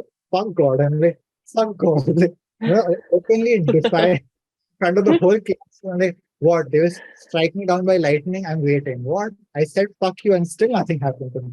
What happened to your God? Like, where is your God? So I was like horrible as a child. In Wow. sense, I was very defiant, very disrespectful, very blasphemous. I did not give a shit. Like You I were what, was, 10? yeah, yeah. I think Wow. it was Okay. 10 and even 12 at the most, maybe, but pretty early. Pretty early to not be giving a shit. Yes.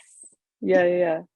For me, I was Okay. really like, if God is that silly to care about me telling him to fuck off, and he's that offended by me telling him to fuck off, like, fuck this God. I don't give a shit about such a God. Oh my God. Well, the It's such Old a Testament God. God would definitely strike you down. Like if yeah, What? that's like the personality of the Old Testament God, isn't it? Like Even he's the just even the Indian gods, I think the Indian gods oh are really? that's the way that the children are programmed, is to fear God and Right. the Yeah, they're same. basically like snowflakes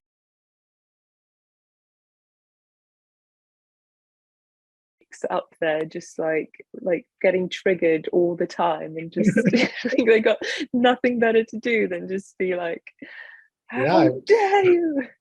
Oh, I love it. Okay. So well, this really has gone back to the beginning. all the way. Um, I'm trying to remember where we got to. So listening to your heart, you moved back. Within 6 months, you made the decision.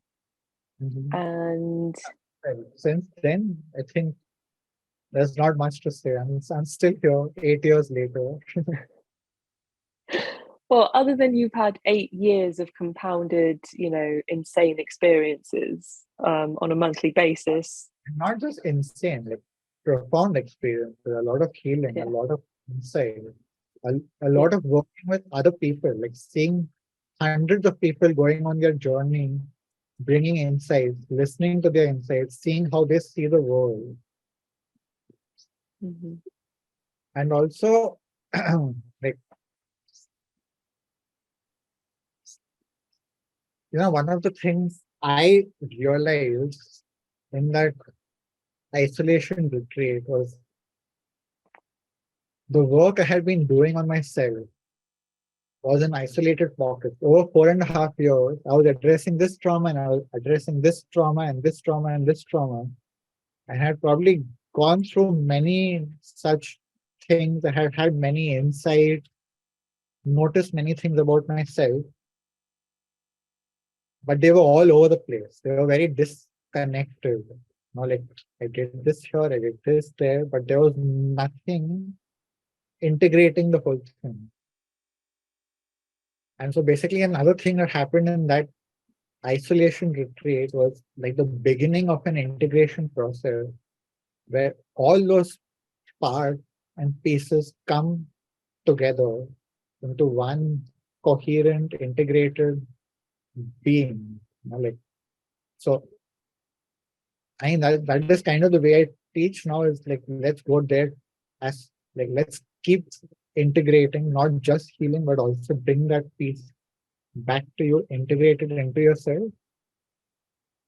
But yeah, I think that this stage comes in everyone's journey where they really need to, to take a break and go even deeper.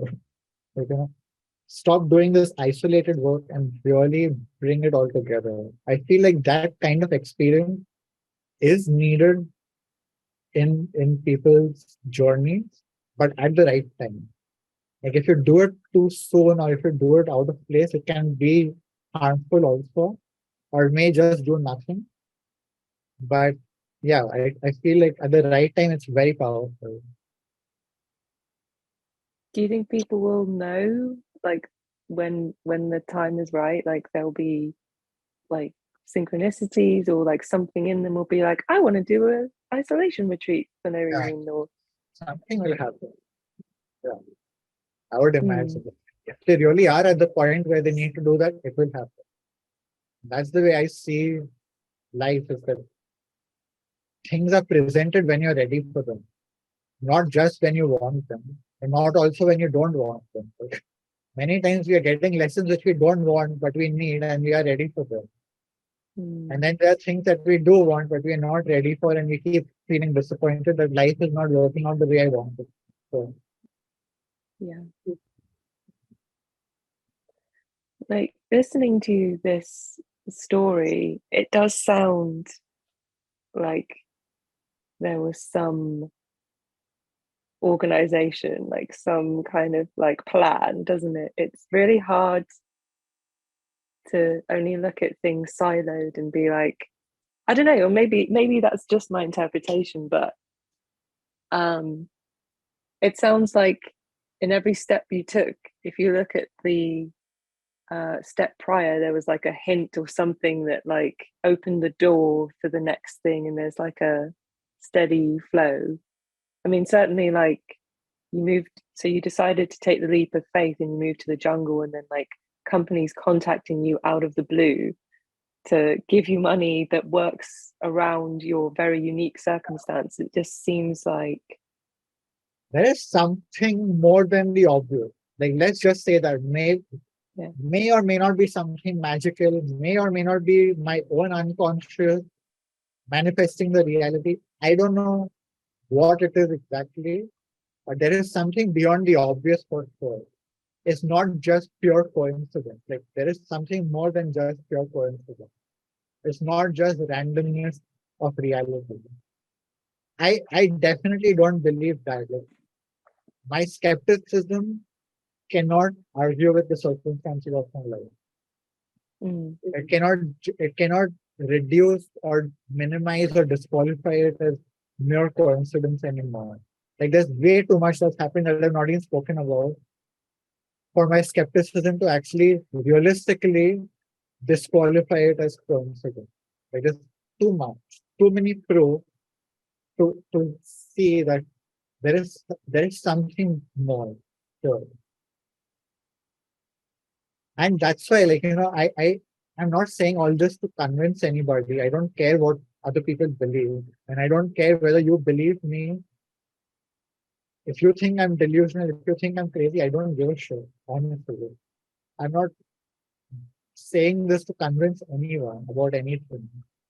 My way of looking at it is that I could be completely wrong, and even if it turns out tomorrow that there is a way to prove that everything was coincidental, I will just be amazed at how much coincidence can actually take place in a matter of such a small period, in a matter of such a small life. In yeah, that sense, it is still magical. Like, even if there is no magic, it is just magical to imagine that all of this can happen. yeah. That's what I think. Yeah, like I've not experienced any of that, but like it's just um like it's just something you couldn't write. Like it's Yeah. so So I love that you said that, because one of the things I realized is that there is something even beyond our wildest imagination. And this is something people cannot comprehend. People think that the imagination is already something unreal and something crazy. But there is a reality that is even more profound and concrete beyond the imagination, in my opinion.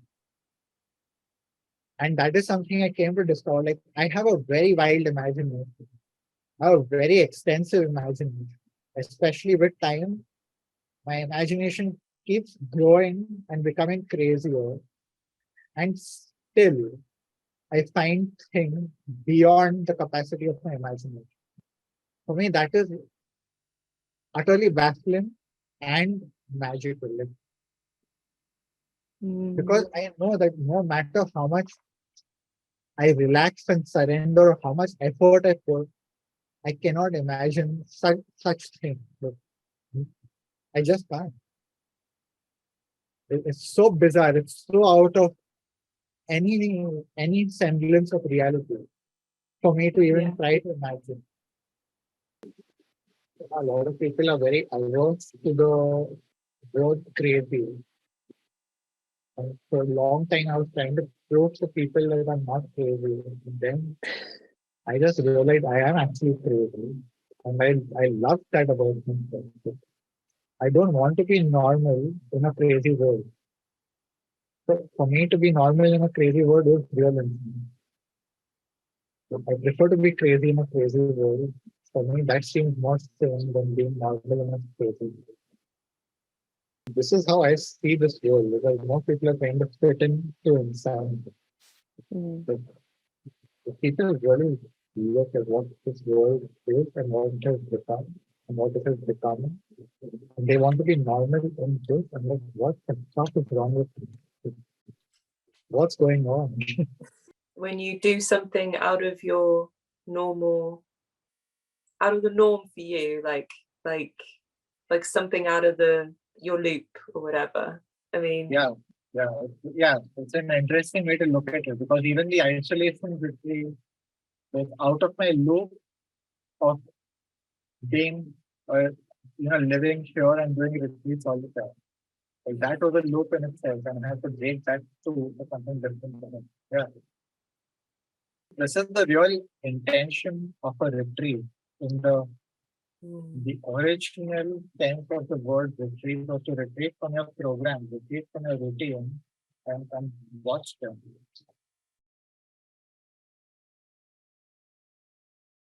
yeah, magical things can happen when you give yourself the distance between your normal routines, and obviously in your instance with the isolation thing, like when you eliminate distractions. And But it has to be any real retreat needs to take you away from your distraction. It needs to take you away from ways that you will escape. Only then will a retreat be truly effective and given that degree of insight. Because if you just go 2 hours retreat where you're doing yoga for 2 hours in the morning, and then you can just go to the beach or go on a trip or a safari, you're too distracted to actually go deeper and take a break from your routine and realize what you're doing in your life all the time. And that is just a vacation. yes, A vacation with 2 hours of yoga in the morning. That's your vacation. yes, so the lack of distraction is vital. If you want to learn something new about yourself, then you're going to need to eliminate distractions as much as possible.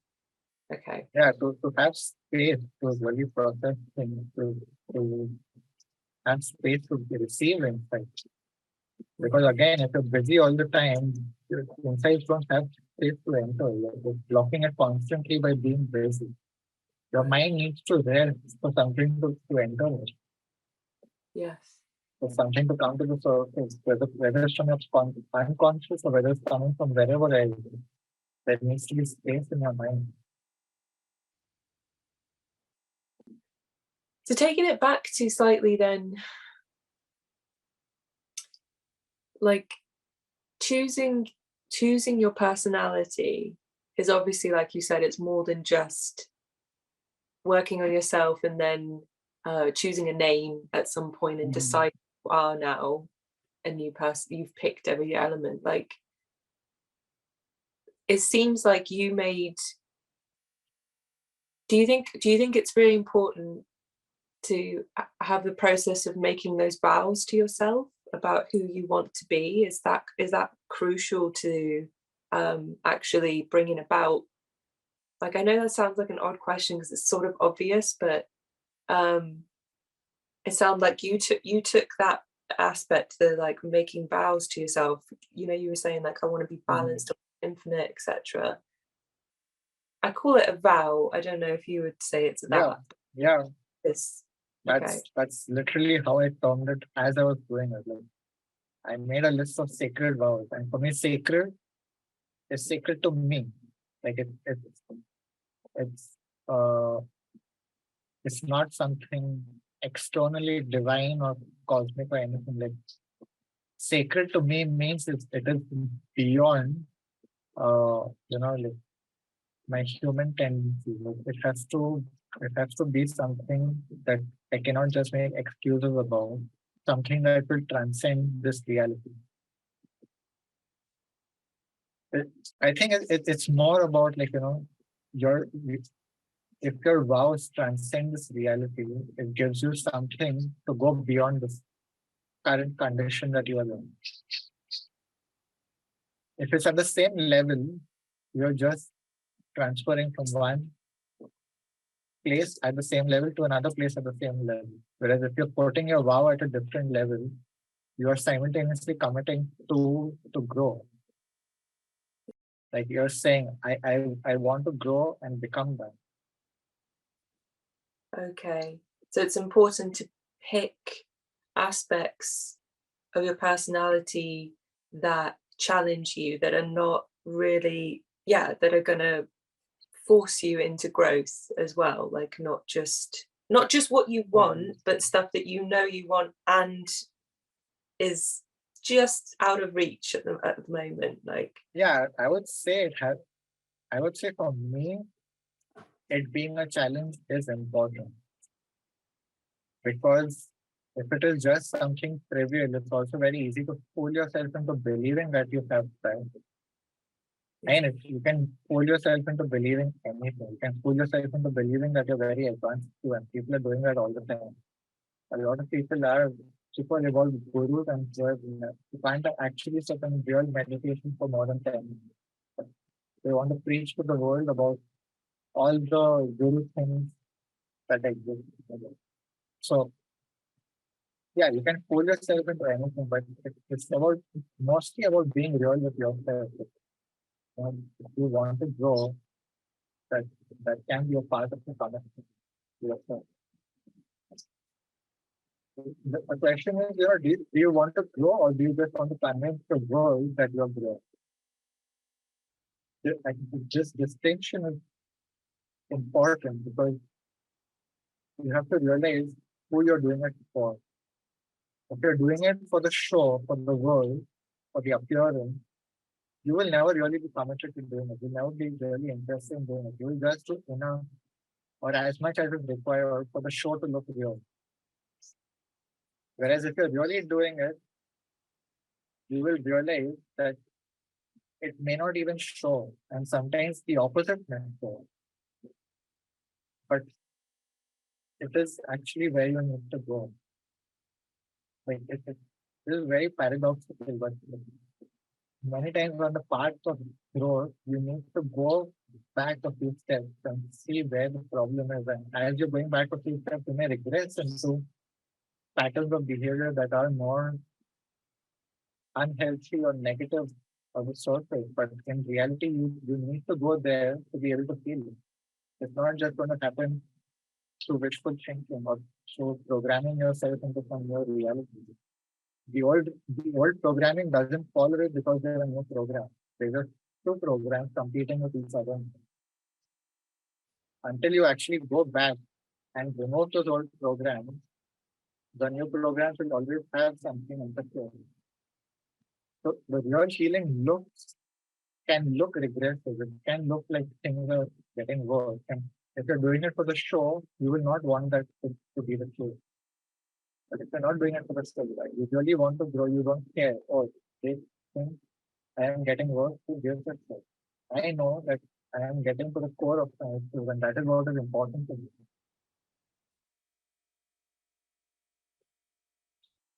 was there a moment, so after the initial sort of delusional stage where you thought, oh, I am this new personality now, I've done it, so let's say time has passed since then, was there a moment that you recall feeling like, oh no, I really have, I am those vows that I made to myself, or I'm upholding them? Or is it just like there isn't one specific moment, it's Well, the vows that I made to myself are not destiny. They are something that I have to keep doing all the time. So yeah, I can do it anytime and I can fall off it at any time and I can come back to it at any time. I see. I cannot always be infinite, or like at least some part of me needs to be in this finite reality. So I need to be a little bit attached to this reality also. And when I'm doing that, I am a little bit disconnected from that. So yeah, for me, it's not reaching somewhere. It's just who do I want to be also, it's not who do I want to be all the time and every single moment. It's more a general experience.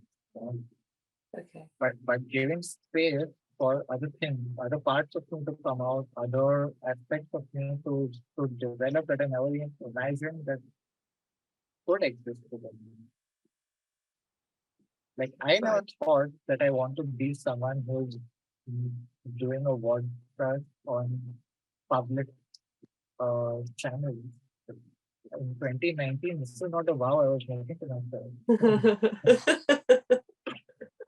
At that time, I was still more of a background character. I like to be more in the shadows. I was more like not traditionally or conventionally shy, but more introverted. I was like, okay, let someone else be the face of it and I will just be the support. But now I am more comfortable putting my face out there. Even though I'm not that attached to my face and it's not to put my face out there, it's not about my face, but I'm putting my face out there. With your, like, I don't know what to call it, like your old personality, I'm sort of thinking that is obviously like people's expectations, like who knew you growing up and all of that, like external perspectives. But I also, for some reason, I see it like, is it just a certain configuration of parts of your inner parts that also make up that personality? Like, so those parts are still, presumably some of them are still sort of floating about. It's just that, like, when a certain group of them come together, that's what makes your old personality. And then a different configuration could be, is the personality like an umbrella term for specific parts? Yeah. And other people's expectations and... No, the parts are other people's expectations. So other people's expectations become living parts inside of their internalized expectations. Yeah.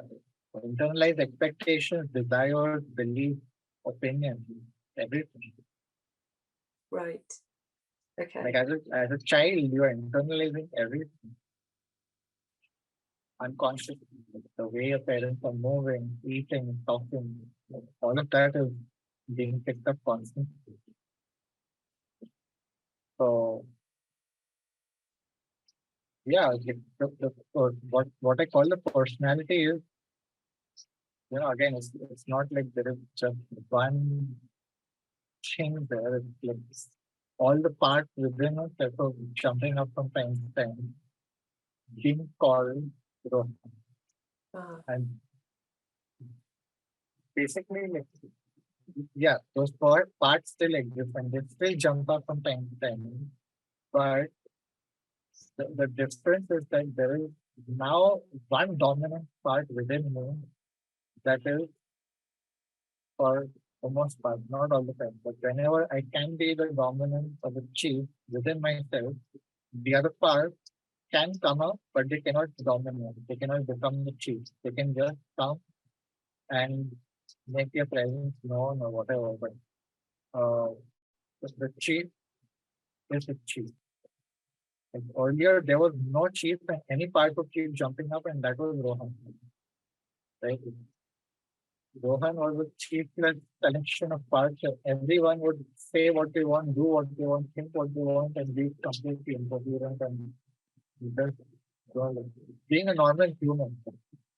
What I'm describing is a normal human. For other people, like some people, they may not think that it's a normal human, but this is what almost every human is doing all the time. They're just a collection of random parts that keep bubbling up and doing what they want. All that is happening inside you unconsciously, but once you start becoming aware of it, start realizing that yeah, I am not one person. I have many personalities inside me. And yeah, it's a fascinating term. Uh, Multiple personality disorder. There is this diagnosis in psychology or psychotherapy of multiple personality disorder. What most people live with is multiple personality disorder. There is an order within them where the personalities are are generally speaking able to maintain an order. What happens is that if the personalities within start fighting with themselves and go beyond a limit, it becomes a disorder. But we all have multiple personalities. Yes. Even if you're not chosen a new name, within us there are multiple personalities living. They're just coming to the surface in different circumstances when they're triggered by different things. This is the easiest way to realize that you have multiple personalities. Is when you get triggered. When you get triggered, you are a completely different person. Or you may see it in someone else. When someone enters into rage, they are a completely different person than the sober-minded person. Even though I said in many instances it was painful and it was challenging and all of that, it was still pretty sugar coated. And I just want to re-emphasize that I've gone through hell and the hell of hell. And I think in Dante's Inferno, there are 7 levels of hell. And I'm pretty sure I went to the 7th level, if not discovered on 8th one. Yeah. Like You I did a have, round I have trip. been, yeah. Okay. Like it's like all this may sound magical and fascinating, and we spoke about those aspects that were very hellish aspects and very challenging aspects, and not at all to make someone believe that this was some fairy tale journey. Like, well, hell for a large part, a large part. And Yeah. even today, it's not like I've transcended into some blissful being. Like even today, I still have challenging experiences. I still go through depressive states. I still go through, difficult emotions. So for me, I am more human now than ever before. I'm more in contact with my own humanity than ever before. Mm. Like for me, that was something I had to explicitly desire at one point. Was that I want to be human because I was so disconnected from my humanity. I was so, you know, reject. I was at such a deep level of rejection and denial that I am a human and I have all these human aspects and characteristics. That I had to literally make a commitment to myself that I want to accept my human power. I want to accept my humanity and be here fully. Mm. I had to make that commitment several times, not one. So like that's another part of choosing like this personality is again choosing to be human too. And what does that mean? Like I don't think most people understand what that means. They just think they are human, but they don't really know what that means. But to choose to be human, to say I want to be human, you have to actually ask what does that mean? And then go on that journey and actually awaken those parts and feel those parts and be those parts. And go through all the shit that comes with that. Yeah. Yeah, that's such a good point. You have to ask yourself, what does this mean to you? Rather Mhm. than going by the dictionary definition of labels. Because once again, you're not, then it's something you're inheriting, a concept, rather than intentionally, consciously picking. Okay.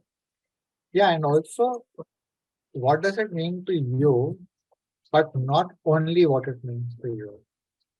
I think it is important to explore cultural definitions and other people's definitions very consciously and see if they apply to you, if they fit you, if you resonate with them or you want to discard them. Because again, if it's just what you want, you will create a very artificial humanity, which may not be connected to any real humanity. Like being human means to a degree also accepting that you are part of this global narrative and there are certain things which you cannot ignore. There are certain things which you cannot just say, oh, I am not a part of this and those humans are like this and I am like this. It's not about that superiority or that arrogance. Like, certain things about being human are just universally human and you can't just say I transcended that.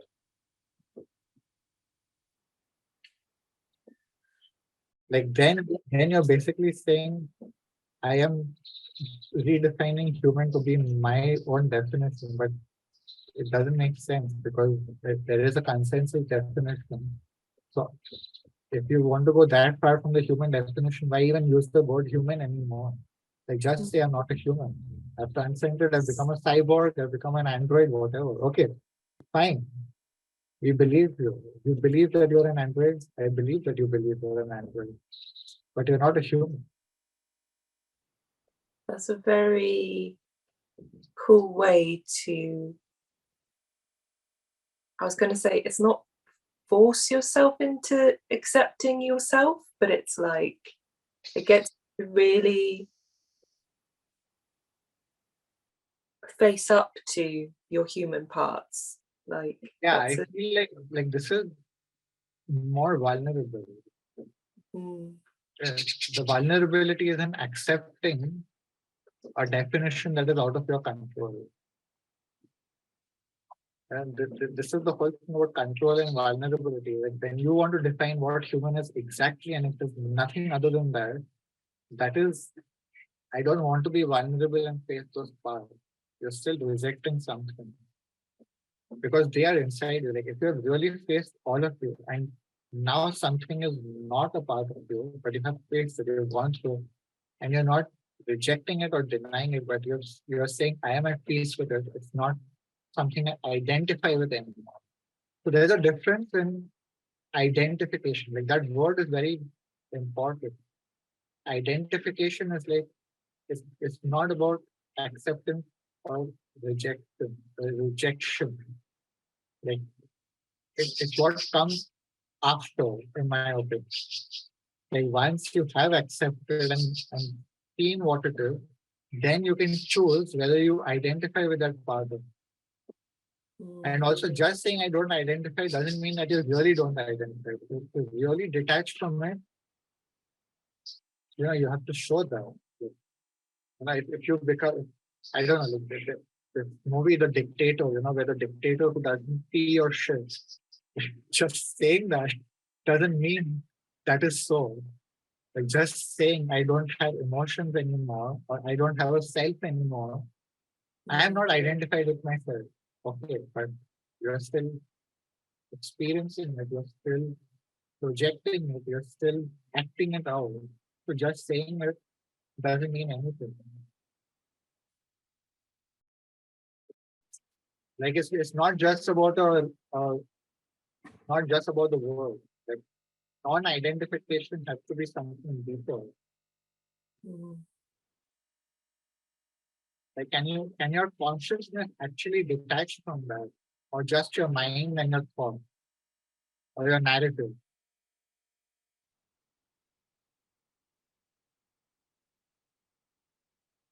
So it has to feel different in some way, right? Like to just a decision that your mind makes, like a normal decision being made, it has to feel on some level like, okay, no.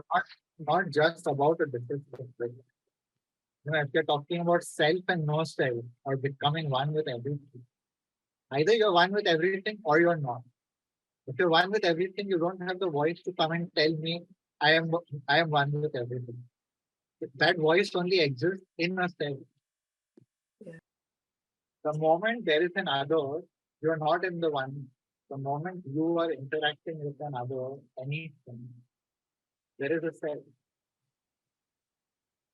The other creates the self. That is how it is. I don't know why it is that way, but that is what it is. That's the experience you have.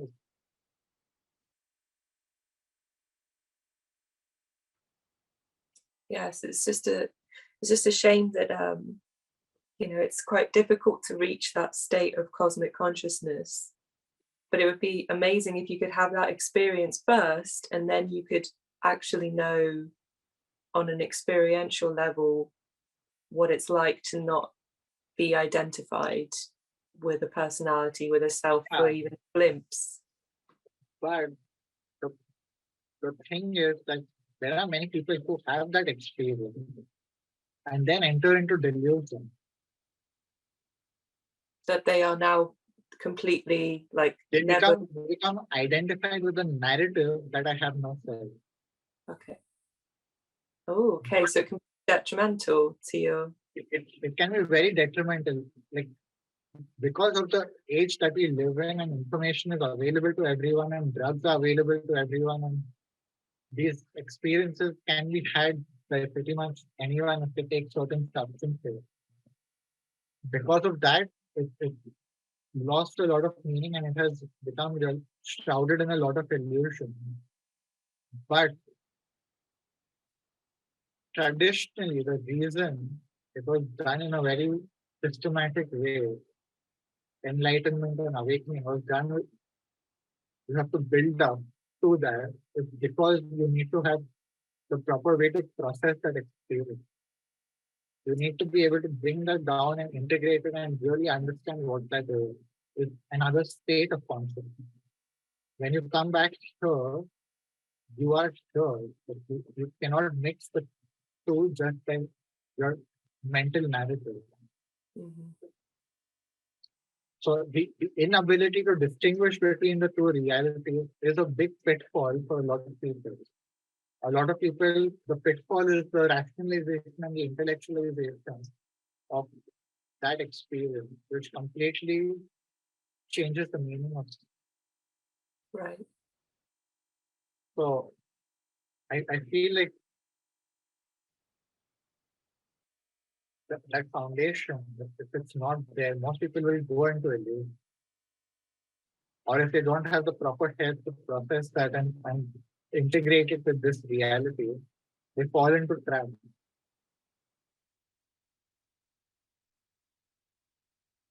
Okay. So actually, yeah, it's not. There is I think there is a reason why it is that challenging to go there, at least naturally. Right. It's because if you were to have that experience spontaneously, it can lead to a lot of problems. Like, there are people who have spontaneous Kundalini awakenings, for example, and a lot of them get institutionalized. Like, they're put into mental hospitals because neither they know what to do with it, nor the doctors know what to do with it. Only if you're lucky enough to find the proper teacher that can help them to harness that, will they be able to do something with it. But otherwise, they will just be branded crazy and put in a cell, and that's the end of it. Yes, I can imagine it can be destabilizing. Like, yeah, there are people who actually go crazy on drugs, and that reality also exists. And even for me, it's like roulette. The ball falls on black or on red. To some degree, I feel there's some of that, depending on your perspective. Like, for me, I don't really think of it that way, but if you just think of it from a skeptical, rational perspective, it is very much left to chance. you're rolling the. Yeah.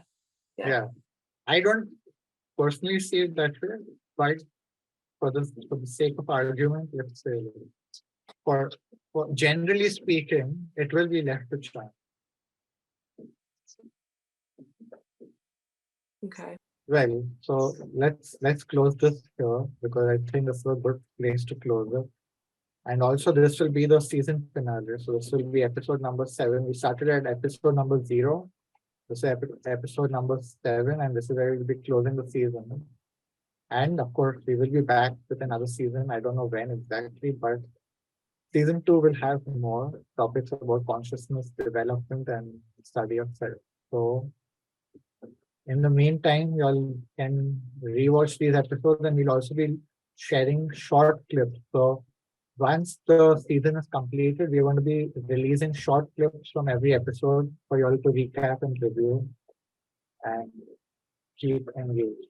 So yeah, thank you very much for being a wonderful host, asking questions, listening patiently.